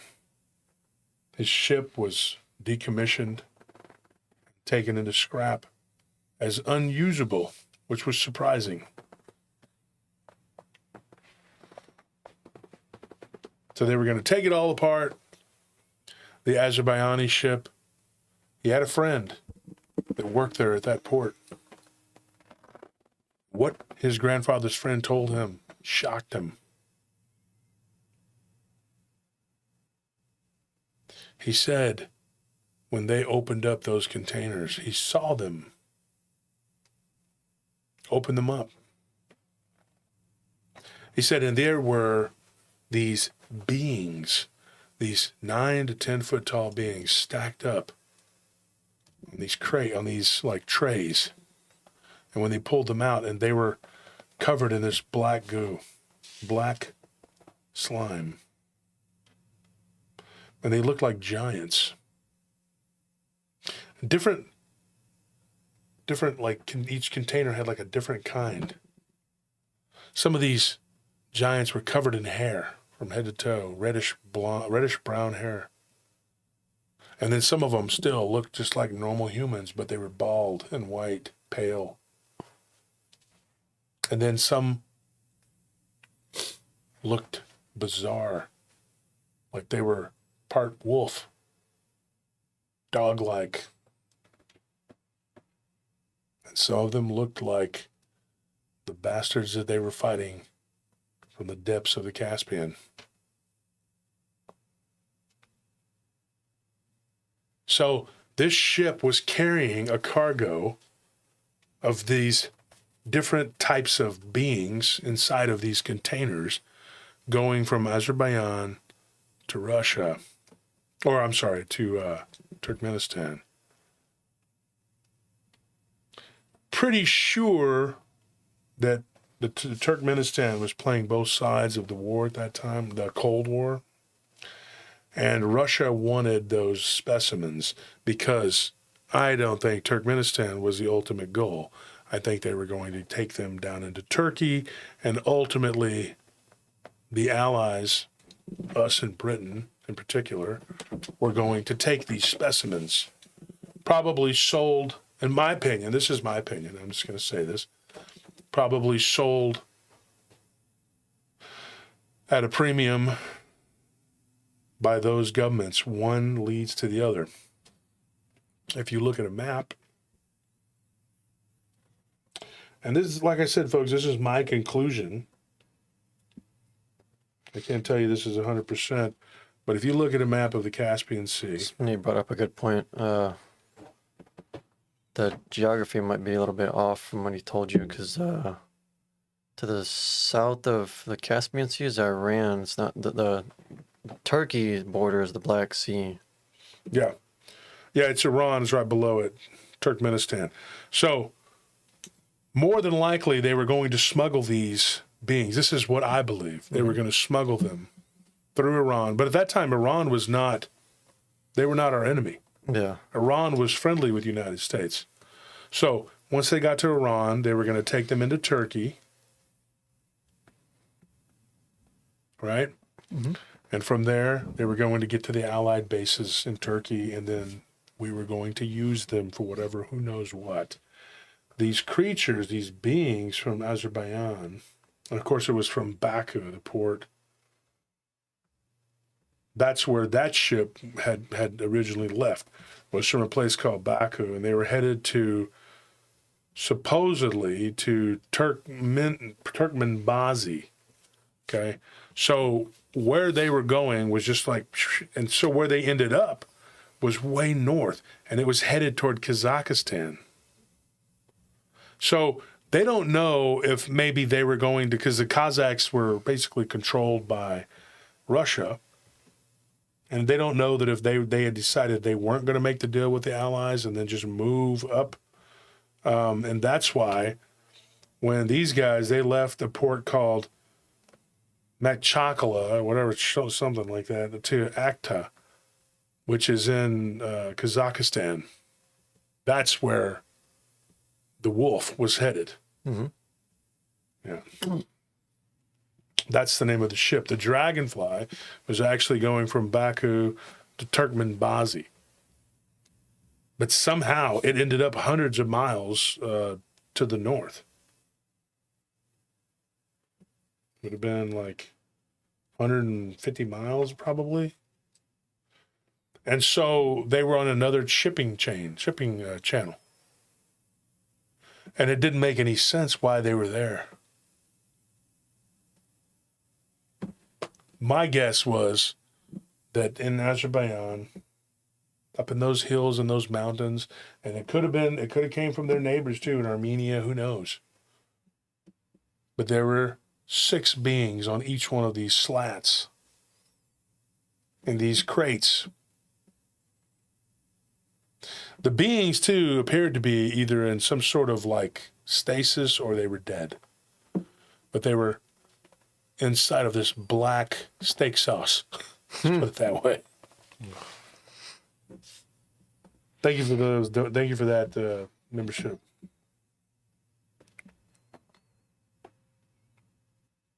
So, what is to make of this story? I mean, it's wild. Now, his grandfather did not see these beings. They were told not to open those containers at all. And when one of the soldiers did try, they immediately got attacked by these creatures that were coming over the side of the ship. Now, were these creatures coming over the side of the ship to attack them because those beings that were inside of those containers were some of their compatriots? Mm-hmm. Another thing that happened, they get to this port. There's a place on the Volga River, and it's the largest city in that area is called Astrakhan. And it's just north of there, and so there's a port that's right there, and I don't know the name of it, but anyway, it's right there next to the Volga River, and the biggest city is Astrakhan.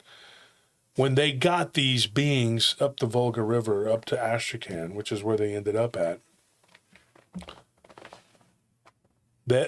when they put him on the train itself, this is the rumor, this is the story, was attacked by these large, hairy type creatures.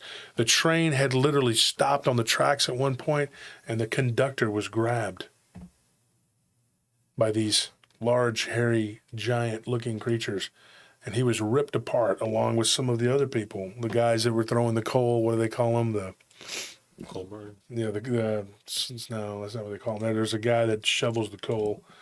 I forgot what Vasily called him, but that dude, the dude that does that, he was there. He was killed. You know, the soldiers that were on the train were shooting and fighting with these hairy creatures. Eventually, though, these things made their way to where they needed to be, or where they were gonna be, which was Stalingrad, Volgograd, whatever. They changed the name, but yeah, I guess when Stalin died, the old bastard, they changed it back.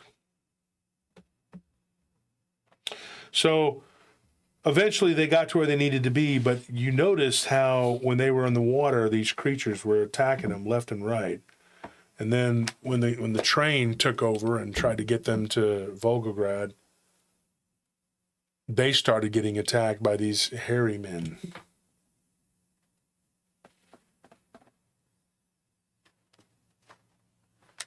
And supposedly there are records of this. It just depends how much you want to read, how far down the rabbit hole you want to go. The Soviets did keep pretty accurate records, and so did the Germans during World War II. They both did. Of course, the Soviets in particular, they really lied about a lot. The Germans were surprisingly very frank and honest about just putting out everything that was there, meticulous records. The Soviets lied because they won, and then they had to doctor everything so that if anything ever happened, they had, this deniability because they had to look like the good guys to the world. So the Allies were the bad guys.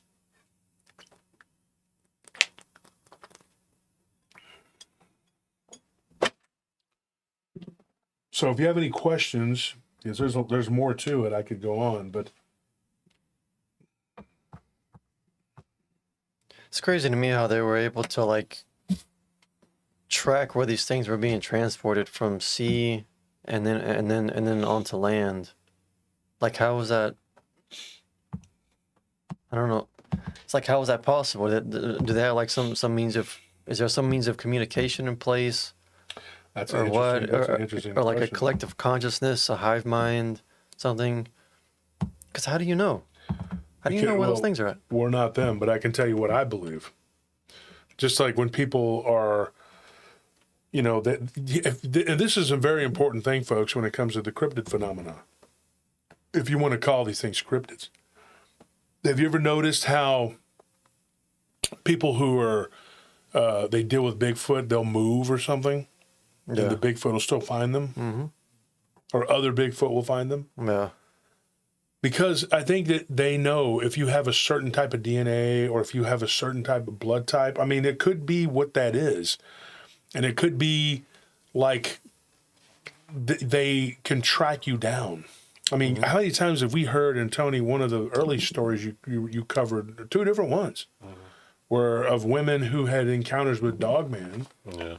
And they moved away. Like, not even just towns. I'm talking about states. Like, they move States, halfway across the country to get away from things, and they eventually are just dealing with the same thing. It's like you can't really escape it in a sense.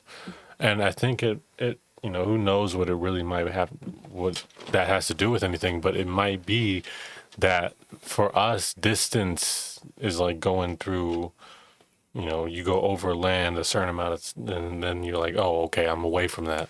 But for them, in a spirit world, in a spiritual sense, who knows really what distance is in that sense? For them, it might just be like, oh, she is just over there now. I just have to go in the spirit and just go find her again, because it's everything is the same in the spirit. So it's I'm not going to lose you in a spiritual sense. So I mean, it kind of just feels like that to where like it's like it's not even like they're tracking you. It's like they just go to you. It's like they just know exactly where you're at, and they're just going straight to you again. The thing about this story though is that like it doesn't involve just like one type of creature that's tracking these things. Like, these are two different types of cryptids that are trying to accomplish the same thing. It's just one is in the sea and the other one is like some hairy creature on land. Well, what if? So it's like Like you could say like, oh, they could like similar to dogs, or dogs and cats, those stories of their owners moving, like far away, and the dog or the cat will just show up. But that's not the case here. These are two different things. Like it just makes it all the more puzzling. Is what I'm getting at. I know how you said like what if like their communications or like how are these things able to It's got track to be these some kind of things? hive What mind or if something. what if it's not like what if it's not anything that they're doing? It's like what if whatever the Soviets have or whatever they're carrying, it's like a beacon. And it's like it doesn't matter where you go because it's like I'm just gonna go to whatever that thing is that's attracting me. Because like at the end of the day, that's what I want. And like when it was on the water people wanted it. And now it's on land, the land people are like, it's my time. I wanna go get it now. The Harrys. Yeah. So it could be something like that. I mean, it might be And that it's like my mind goes to like a technical place to like what you just said. If it's a beacon, like what kind though? Like is it emitting some kind of like frequency or maybe light that they can perceive? Because I mean, like we can't we can't perceive infrared light. But if you get a night vision camera and you get an infrared flashlight, on camera you can see that light. You just can't see it with your eyes. And animals have a wider. They can see more of the visible of the light spectrum than we can. Well, I mean, they can see a lot more than we can. Just it depends on what kind of living thing you're talking about. But like, what is it that they perceive that allows them to just track the locations of those things that are being transported? Yeah, I mean, and it might not even have to be anything about like what something is putting out. It just might be like what the item itself is. I mean, when you're dealing with these creatures that you don't have an understanding if they are pure physical or spiritual beings. We already don't know about spiritual beings. Then when you have to deal with the fact that these might be like creatures that live in the earth and they might be physical beings that have to deal with physical, like they have to make sense in a physical world. So it might be that they're like the beacon might be emitting some kind of thing that we might make sense of, or if they're spiritual creatures, it could be some kind of spiritual beacon that's being emitted that's also attracting these things. So then it's like it doesn't matter really what you do to try to get away, because it's not something that you really can get away with unless you have some way to stop this beacon from being put out, if that's even what it is at all. I mean, it might just be that they're just attacking this group because they did kill some of these guys, or they witnessed something they weren't supposed to. What is that green orb? What is that? Why did it shatter into 1,000 pieces? Like, Yeah, that's weird too. I'd actually, in light of the fish people, I forgot about that orb. and like, what were those shark people that are in there? Are they like hunting dogs? They were in that. Yeah, that was weird. They were like. Or are in they that, like the leaders? Bubble of that green Yeah. thing. Is like, are they like the leaders, and like green sphere. they're the ones like are forcing these other ones to be like, hey, go get them. That's another thing I needed to say. Like whenever they could predict when they were going to get attacked. It wasn't always like Random. now. What they could predict it because they would see this green ball like float up, and then it would blow up, and then they would all pop out of it.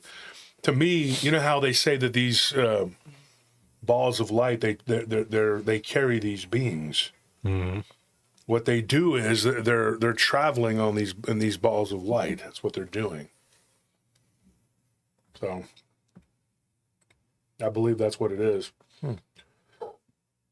People have told us stories of like, well, one of them was a Louisiana Rougarou story. I'm not talking about the one I told recently.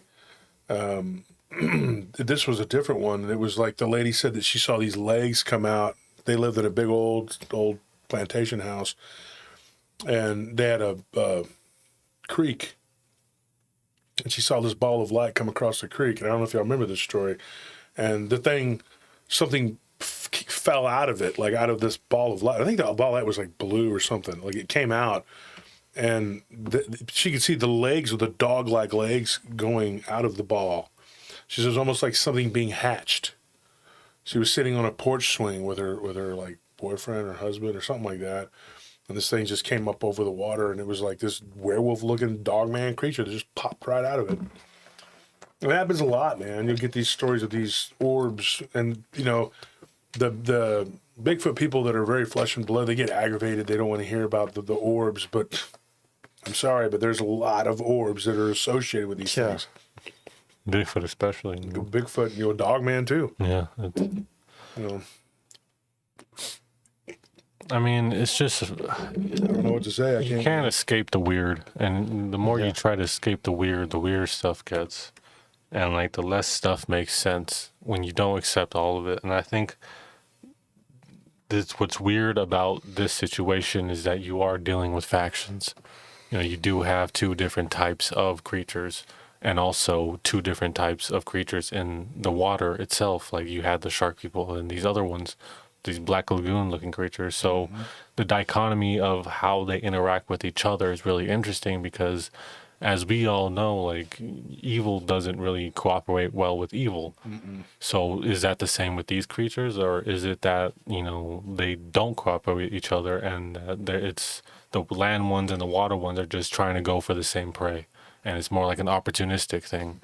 Or is it that they are together and that the water ones hired these land ones to go get whatever it is they wanted? And like this was a really weird story because of the dynamics of being like land creatures and water creatures. And it could be that like, what if when they are on land they sprout hair or they turn into these weird hairy things, like they adapt like that, you know? I mean, What if they're all just rakes? yeah, They just what become if, different. exactly. It's like they just man. morph into a form that fits the Their land. final form, like Dragon Ball and shit. But third disciple says, and balls of light are seen right after a UFO sighting. Say I'm wrong. No, you're not wrong. Mystical Wonderland, I've seen the orbs right after before abduction and missing time. Mystical Wonderland, if you have an abduction story and you care to share it with me, hit me up on Josh Turner at PRTpodcast.com. I do a lot of alien abduction. Last night, in fact, Truth was on our show. And, you know, he's an abductee who's had a lot of experiences. He believes, he said it on the show last night, that he's had some abduction just recently, him and his cousin both. Feel like they've been abducted. And people who are complaining about these balls, these are my stress balls, all right? So what you need to do is this right here. Focus, listen, and breathe. And leave me alone, because I am an extremely stressed out person. If you were constantly under attack, if you knew what these people were doing, like, you'd probably stop saying, well, you need to block and delete. Block and delete what? Facebook or YouTube? We've already blocked them. That doesn't do any good. That doesn't stop them from going around and doing the things they're doing. But please stop telling me that, because you're really stressing me out and aggravating me, because that's not something we can do at this point. I mean, we can, but that's not going to stop them from doing what they do.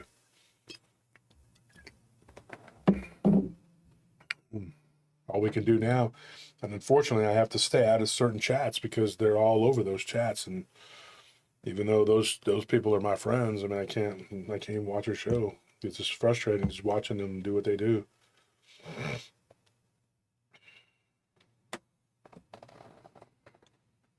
Wolf, you need a ball pen. What is a ball pen? You mean like a stress Like a ball? hammer? No, I think, you know, like when you go to Chuck E. Cheese and there's just like a bunch of Oh, balls. a pin. Okay, yeah. So like a stress ball pin. What? You know Chuck E. Cheese where it has like a Pit, bunch like of those balls. ball pits, I guess. They're making a joke. Oh, a ball pit. Yeah. Oh, because it said pin. I was like, oh, ball pit. There you go. Well, this is my stress ball. I gotta so sick of certain people just,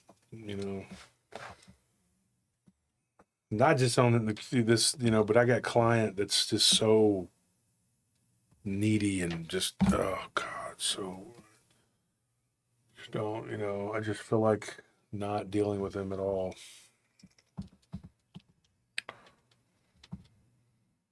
Thank you, Liberty, for that, whichever fund needs it the most. Yeah. And we are going to try to do a live stream tomorrow during the day. We don't know exactly what time, whatever. We're testing the waters to see when is the best time. We did one on Saturday, and it did pretty good, right? The Saturday one. But we're going to see the difference between the day and the during the week and the day on the weekend. So we're trying to find a good spot, and so we can also put it on Rumble and figure out when we're going to be on Rumble and how it's going to work on Rumble. One of the problems too, and we are going to be on Tuesday, but one of the problems is that people are crying. The people from Spotify and Apple and Google Play and all that, whatever it is, there's a bunch of them. And they're all like, why aren't you making new material? We've been coming out with like 4 or 5 shows a week, on YouTube. We know because the hate is really tanked up, especially from the oyster mouth guy who's really angry. He's like, these people are supposed to be now, not even doing the shows anymore. They're still around. I can't believe this. And it's like, wow, dude, help me fight my kid. And, well, maybe you put him in that position in the first place, stupid. But hey, man, he's got Perry, the roofie guy, on his team. When you really want, your roof just destroyed and caved in, you go and you hire Perry, the roofie guy. He's over there like, I'm just so glad that Mr. Fisher is going to be running for president. I'm going to be his running mate. Us two together. Make fundamentalist Christian scary again. That's going to be the platform.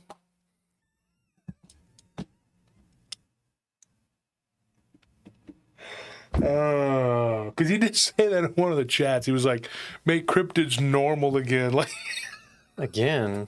The hell? When were they ever normal? When the hell are cryptids normal? If this was normal, we wouldn't be talking about it. Smoking on that kind bud or something. I could talk about economics and geopolitics all day long. Talk about history if you want normal. Let's talk about science or math. Like I've said before, he was not burdened with an overabundance of education. So there you go. Make ghost people again. Ghost people again. Miguel Garrett says, I've been slacking on my cult fees, guys. I apologize. Please don't burn my eyebrows off and throw tomatoes at me again. I promise I will be a member of the cult community from now on. Well, we can't promise that we won't do that again. We can't promise that we'll do that. That's kind of our thing. You're asking a lot, dude. We would never take away tomatoes from truffles and give to you. There's no way. You're not important. He's better than you. He's better than you. He pays his cult fees on time. He pays his cult fees on time. Or his version of it, which is just a turd nugget he leaves for us. Yeah. Daily.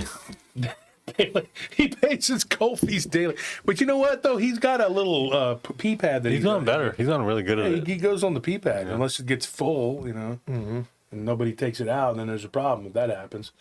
But no, what really strikes me about this story, and if you have any questions, put it in all caps so we can talk about it.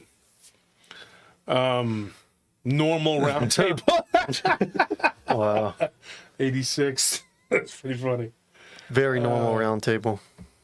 Some people like I get stressed out or whatever, but I don't let these people I just they're so easy to make fun of. Why did you reject me from your cult? We don't reject anyone from our cult. That? Rhonda Stars. We don't reject anybody from our cult, all right? Rhonda, who's rejecting you from the cult? If you couldn't join our cult, it's because you were rejecting the ability to join. Well, it's because you You're rejecting your ability to join. It's because you didn't pay your cult fees. You didn't pay your cult fees? Don't you know every cult's a racket? It really is. Yeah. It really is like the Iron Talid, whatever. They tell you that you pay all this money to one day for them to say, you are you. Mm-hmm. Like, you didn't know that? Like, you can go look in the mirror and be like, I am me. Now I've just paid $100,000 to be told that I'm me. Thank you for that. Oh, wonderful, sir. That's like me. Appreciate it. You would have gotten more enlightened spending that money on hallucinogens. Honestly. Running through the woods. That's like me starting like a weight loss videotape, being like, when you pay for it, just telling you don't be fat. Read mine. Yeah, don't be fat. Don't be fat. Okay, let's read some of the comments here. Hit the like button, please. Make knocking heads together normal again. Make cryptids great again. Yeah, that's what they said, D-Truth. They were like, make cryptids great and normal again. And I was like, what, dude? Like, I guess that's Ike and Perry, the roofie guy. I'm going to call him Perry, but... Yeah, the trench creatures from Aquaman. That's what I thought, too. All those stories, though, they come from somewhere. If you look at the trench, like you were saying, like the Aquaman thing, like those creatures would be the closest to that, those creatures, though, didn't look as big as these. These things look like giants. Yeah, like they must be Nephilim, massive. Dude. Like 8-9 foot tall monsters, dude. Well, you got to think, too, like the pressures of the water. Like, I don't think they'd be tiny things. Joanne, you better make a lot of them. Make a lot of cookies. We got to get some cookies so we get our equipment and use it for our legal fees. Legal fees are going to be the... Man. You could also send us those And they better cookies be as well. either chocolate chip or oatmeal raisin. Julie says, if the monsters killed all the sailors, why didn't they take their fellow monsters? Because they weren't able to break into those containers. Well, yeah, so what else happened with the story? Well, they weren't able to break into those containers. There were claw marks, according to his grandfather, that the containers had been ripped up and clawed on, but they couldn't get into them. Mm-hmm. And here's another thing. I think that they couldn't get into them because there was like this coating of silver on the inside of these containers. Like in between, like there was like this padding on the inside to keep the specimens from being, and then there was like this thin layer of silver. Huh. So those containers had to have been very expensive. And another thing too, I don't know if I mentioned this, but most of the people on that ship were military. Like the 42 members or whatever, they had a garrison of like a certain whatever, but the rest were all like, when they looked at the log, it was like a military ship disguised as a shipping ship. You know what I mean? Like it was a military ship that was pretending to be, Yeah, it was. And they had some heavy weaponry on board. They had machine guns on the bow, and it was weird, And then D-True says, if the roles were reversed, wouldn't we be trying to get our stuff back? Yeah. And maybe these creatures, they were like, they did not want their... Let's put it this way. If you were one of those mermen creatures, I don't know what to call them. Mermen sounds goofy. There's a name for them. Look them up. There's something. We talked about it on the show, on the Caspian Sea show. I can't remember the name of them. Just look it up. The Caspian... what would you call them? Sea men or whatever, creatures, whatever. There's a name that they call them. That they call them. I think it is a... Triton? Huh? Triton? No. There's a name that they call them that's from one of those countries, and they just kind of stuck, kind of like we call it Dogman. It's from Michigan, but we call them all Dogman. Let me look it up real quick. There's one called the Runan Shah. Yeah, that's what it was. The Runan Shah. It's Runaan or something like that. Yeah, Runanshah. Yeah, that's what it was. The Runan Shah, and they're. We talked about it on the Caspian Sea episode. They take people down into the depths, and this is what they do. They grab people from ships and they take you down into the depths where they say that you go to hell. I'm not joking. That's the legend. Go listen to the episode of what's that one call we did? Merman of the Caspian, or what was it? Deep sea humanoids or deep sea inhumanoids, something like that. The thumbnail is like one of those ugly creatures. Deep sea inhumanoids? I think so. Okay, so go look up deep sea inhumanoids. We talk about the Caspian on there. Rhonda says, I sent you a paranormal experience. Please read if time. I will try. I will try to get to it. Don't hesitate to send it to me, or if you got me on Facebook, you can send it to me through Messenger, and I will try to get to it. Here's another theory, which is kind of weird. It has to do with those three guys where, you know, like it might be like, oh, they were magically survived, but they didn't. They all three died. So like, I think they might have been left on purpose, because if you look at what they did when they were kind of taken over, I think you said one attacked the captain, right? Yeah. So one attacked high personnel. No, though he died before they made their appearance. Huh. Like he started getting sick. He saw one, which I think was like a scout.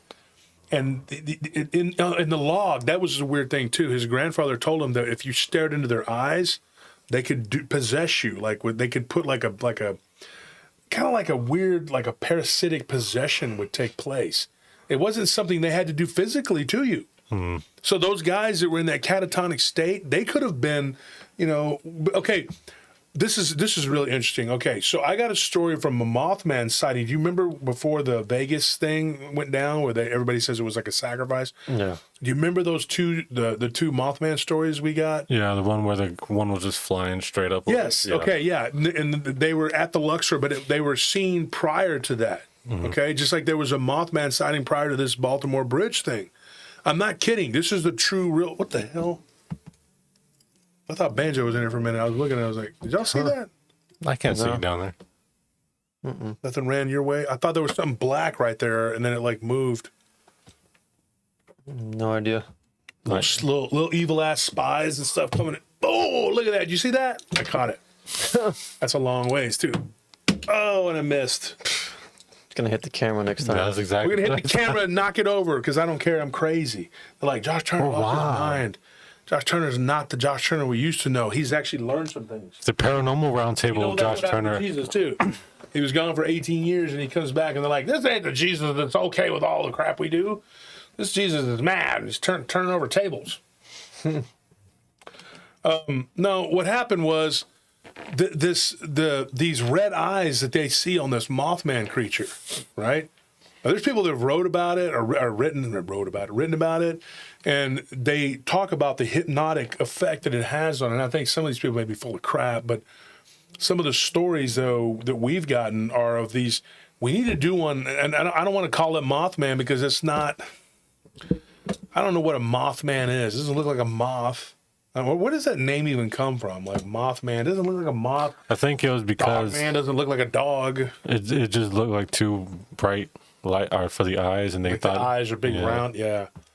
But there were these red hypnotic. One of them we got out of Arkansas, and that was when we talked about between us, like that was a while. But remember we talked about it with Lyle. That was during the second conference, and we were going through Arkansas, and we talked about this. Is this just you and Lyle driving? Yeah, it was when me and Lyle were when we talked about this case that we got from the Falk Swamp, because he's done so much work there, and I was telling him about this red-eyed creature, and I've talked to a few people about these different encounters, and he knew what I was talking about because these things have this like there's like these red-eyed Mothman type creatures that appear. One of them was in the Falk, Arkansas area, and this woman was driving through the thick of that swamp area, and she saw this thing go from one tree to another, and it was like looking down at her. It was two big red eyes, and she said it was hypnotic, and it made her run off the road. So it was crazy. So whenever you stop and you think of these creatures, so these things had red eyes, but they weren't giant big eyes like that, but that red eye. We've also heard of a Bigfoot type creature from the Youre reservation supposedly doing like this hypnotic thing to my friend Johnny. He's Ute, who had told us like years ago that these red-eyed Bigfoot, what they'll do is they'll hypnotize you and then they can take you over, and it's kind of like it's like possession, but it's like from a distance. They can possess you from like they don't have to be right there on you. And you're sitting there going like, what the hell is that, man? Like they can make you do things, so like zombify you. I think that's what these mermen were doing. Like that's what it did to that captain, and he started bleeding and having all kinds of problems. And the captain went down before everybody else. So they took out the leadership, and then they took out the people who could drive the boat. Basically. And then they took out the engines. I mean, like, Yeah, it they seemed used like they used that guy to take out. that's the why engine. it seemed like a coordinated attack. Like, it seemed, No, that was the engine on the Wolf. The Wolf ship. It was called, after they brought those 3 guys over. So, like, Volkov. so they had to tow one boat, and then all of a sudden their boat also goes out. So now, But I didn't say that either.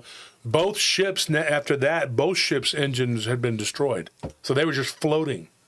But luckily they were able to radio, and the Russian military came out, and they tugged that boat in, and then of course, according to what they were told, that Russian boat got attacked over and over again, but they had heavy guns and they were fighting those creatures off, and they got out of there and got them and then they went up into the river and dropped them off at that way station or whatever, and then from there they got put on a train, and when they were headed to wherever they were headed, like Volgograd, which was Stalingrad during the war, they ended up getting attacked like over and over again by these hairy creatures. Now, I don't have any more information than that of these hairy beings, and whether or not they were werewolf-looking creatures or Bigfoot-looking creatures. They were just giant hairy men. And that's what that could be Anthony, for all we know. A giant hairy? I'm tall. I'm not Anthony's giant. not hairy either. Yeah. Yeah, Donnie Cho says, the only reason we call it Mothman because Batman had been taken. You're right, Donnie. I mean, it's true because it looks like a Batman more than it looks like a Mothman. But when you could call it Bat Squatch. We've been complaining about these names for many years now. Yeah, There are many names here that don't make sense. It doesn't it's like a Mothman. Moths are so fragile, you barely touch them and you hurt them. Very frightening.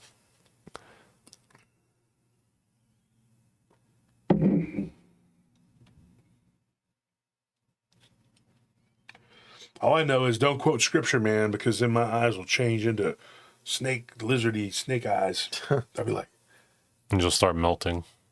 all you got to do is pause the video at any given time when I'm laughing or doing a skit, and my eyes are like, you can do that with anybody. Yeah. I did it to Josh Nokio the other day.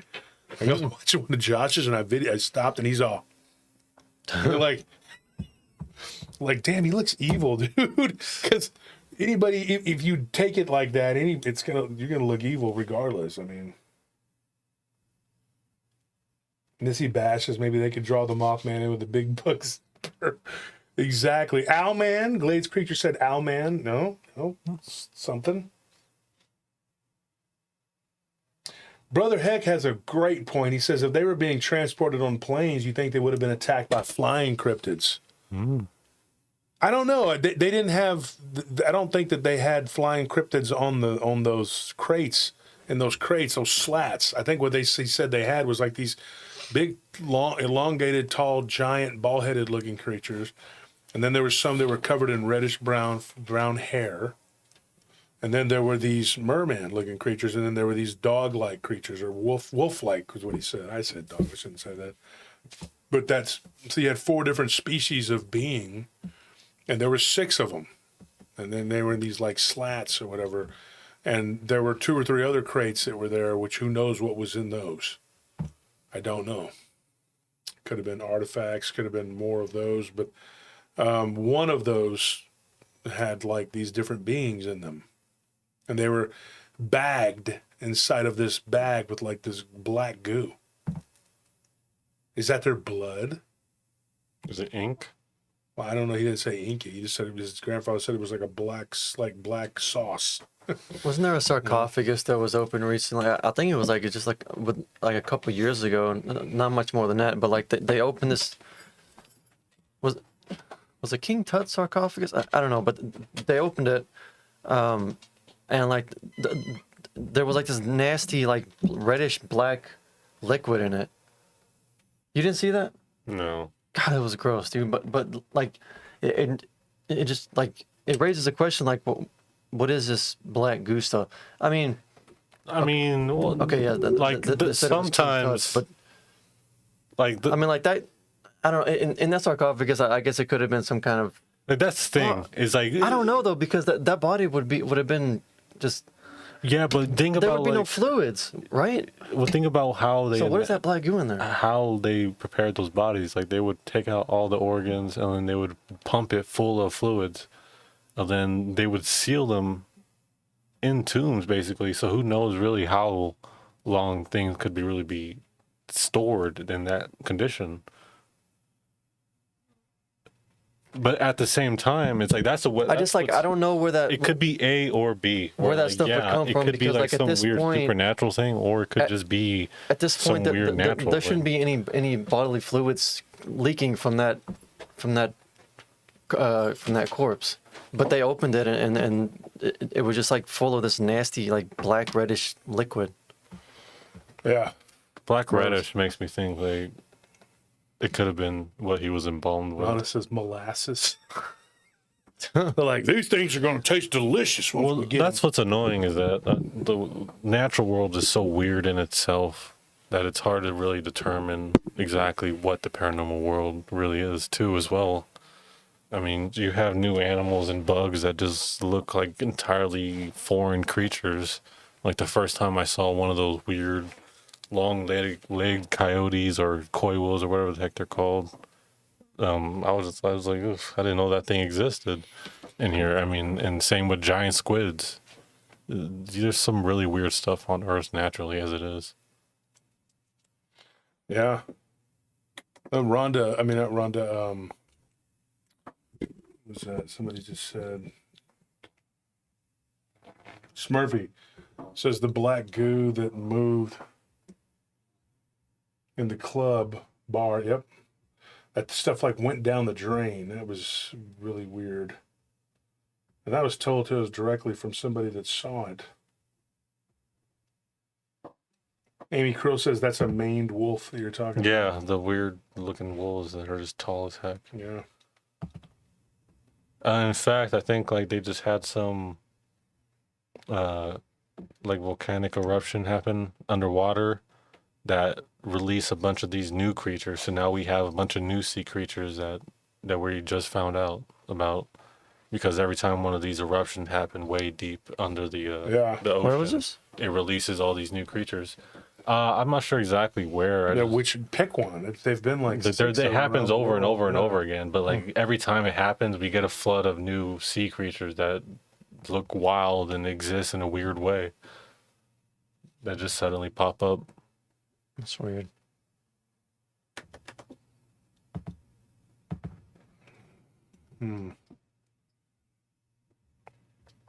So, anyways, yeah, it's just a weird thing, man. Like, I don't know what else to say. If you got any other questions, ask them now, because we're about to end the stream in just a little bit here.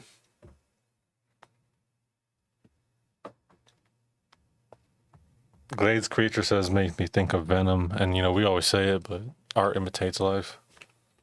Parasite is what I think it is. Well, it's definitely a parasite, I think. Smurfy says, what if the black goo is like some parasite colony that can animate a body? Exactly. That might explain like not deer and stuff like that.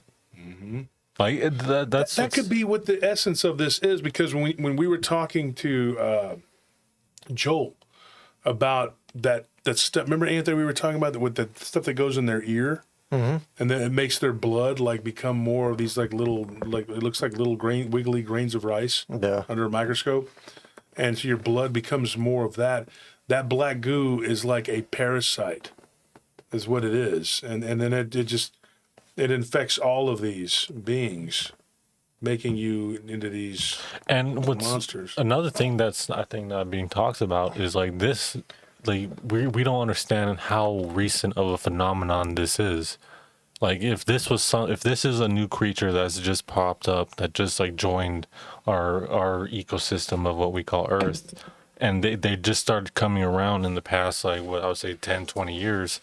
So then all of a sudden, because of their interactions with what the creatures that we have here, the cryptids that we have here, it might lead to new things like not deer or these werewolves that are like missing pieces and chunks and just look like zombies, or like just these weird new creatures that just don't make sense.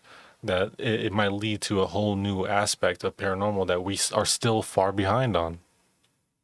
And it's like every encounter and every experience leads to more questions.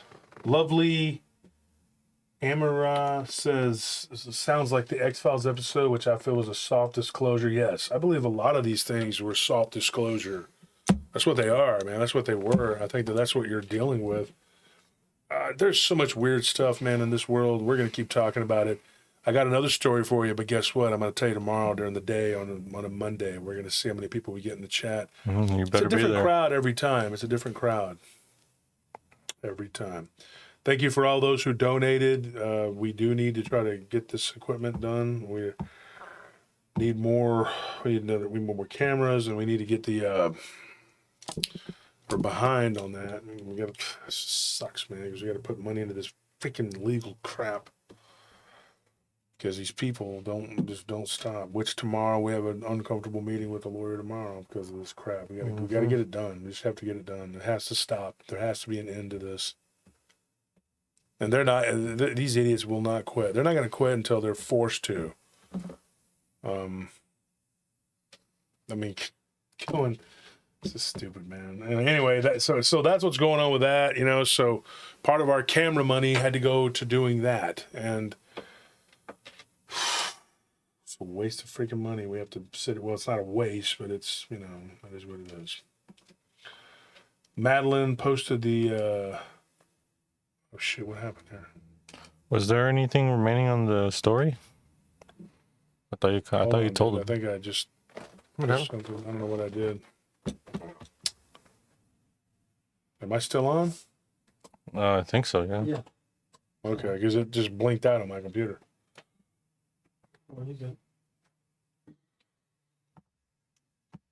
It's funny, Mike Turner and Curtis Turner. One's They just showed blonde-haired up. white guy, and one's a black guy, and both of them are really big supporters of the show. No relation, but good guys. Good last names too, Turner.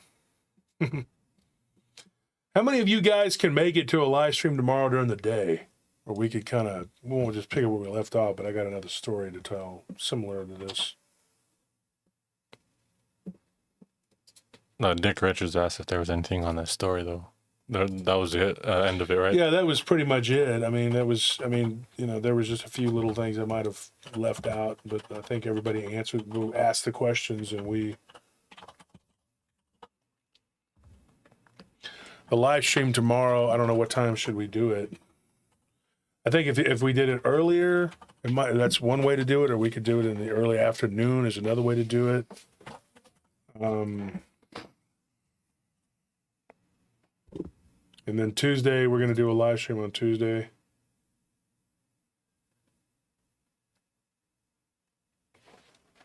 And then after this week, we're going to start back on giving the 1 hour episodes.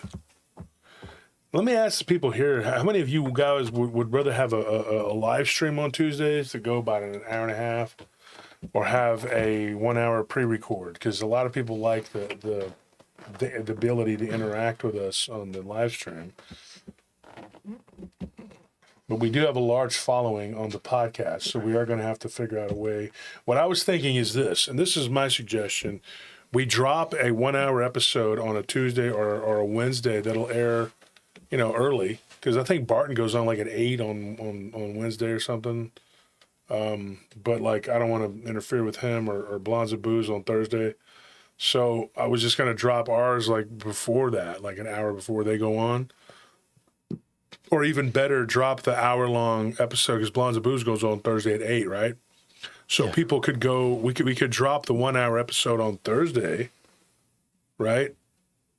But we also have about, and I'm not joking, I'm not even joking, 50, 60 people who want to be interviewed by us. Yeah. So we got to figure out a way to squeeze that in too. So what I was going to say is we go back to dropping a couple of hour-long episodes a week. We got to record with these people. So what I'm going to do is I'm going to record like a whole month's worth of stuff and then throw it out there 1 hour per week, and then do the 1 hour podcast episodes so that we don't lose all the listeners we got on the podcast. Did you post that? What, the poll? Yeah. Yeah. Can't see it on my phone for some reason, but you can see it on the computer. It was on my phone, but I don't see anybody. I don't see it. I saw at least, like I said, 15 people voted, and then I lost it. Yeah.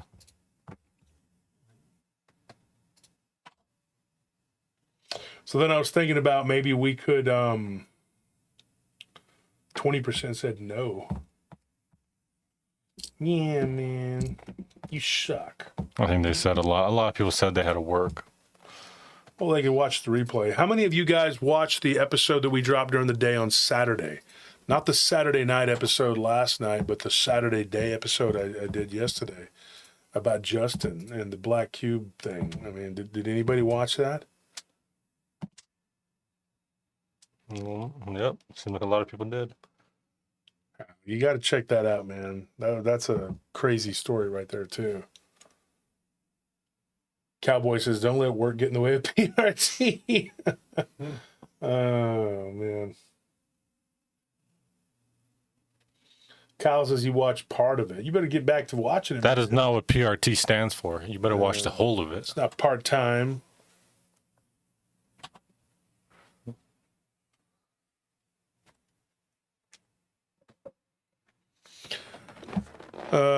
Mammy says, I'm unemployed, so my schedule is open. Sometimes I wish I was unemployed, but I'm glad I'm not. But I mean, you'd have a lot more time. You know? Author and illustrator, BJ LaPierre. PRT comes before my husband. Oh, geez. Let him see that. He'll be coming after me, too.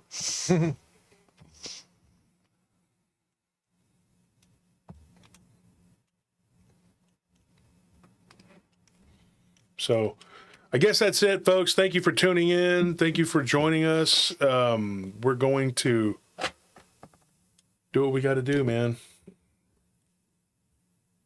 We will never stop. Mickey G says still can't get past the buffering. I wonder why it's buffering for you, Mickey. Yeah, if it's ever buffering, try lowering the quality to like 480p or 360p.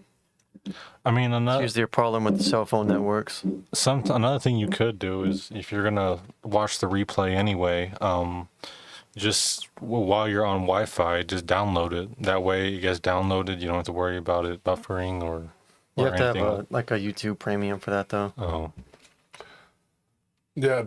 So we got somebody here that just said, Shelly Lay, I prefer the lives now. I used to listen to the pre-records, but now I'm addicted to the lives. It's so nice to be able to interact. Yeah, that's what a lot of people say.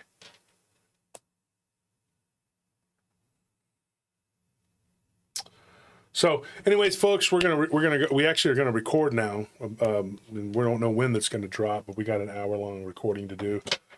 So, and also another thing too, and this is something I was going to talk to you two about too. If you guys would be interested in maybe not always doing an hour, but just doing like 30-minute or 40-minute records and then drop those. just do Yeah, I the think people stories. will like that. One story at a Just time. one story and just say, hey, we're done. You know, it goes from like how the UFC was like they had to fight 3 times to win to they fight every 6 months, one guy. And it's like, really, dude? What happened to the Iron Man stuff? Well, we can't do that. We gotta just, you know.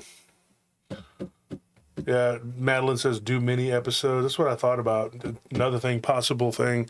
But we got to do a lot of interviews. We got a lot of interviews to do, not just of people from around the community that want to be on the show or want to talk to us, and we want to talk to them, but also people who have had encounters that want to tell their story. So people want to tell their story. That's, you know.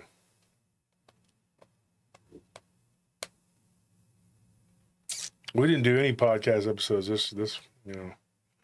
But this coming week, starting in May, we will. I think Wednesday is May 1st, right?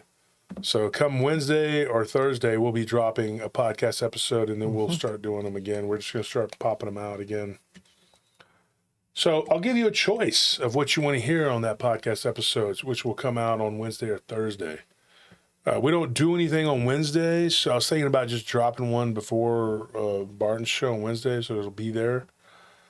And then we can figure out what we're going to do.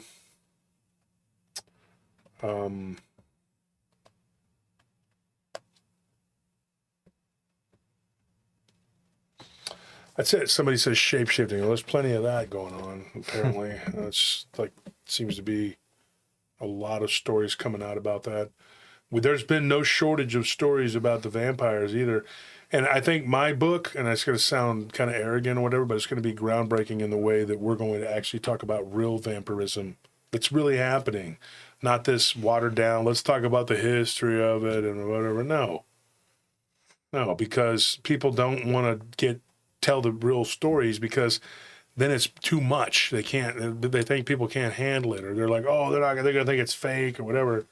No, dude, we're not the channels that put out the fake garbage. That's not us. There's channels that do that. And that's what a lot of them do. They'll tell stories. Like somebody who was saying in the chat about some story, and I'm like, yeah, there's all kinds of stories out there from these channels, but they're all bullcrap. There's not really somebody that's saying that. What they're getting is, what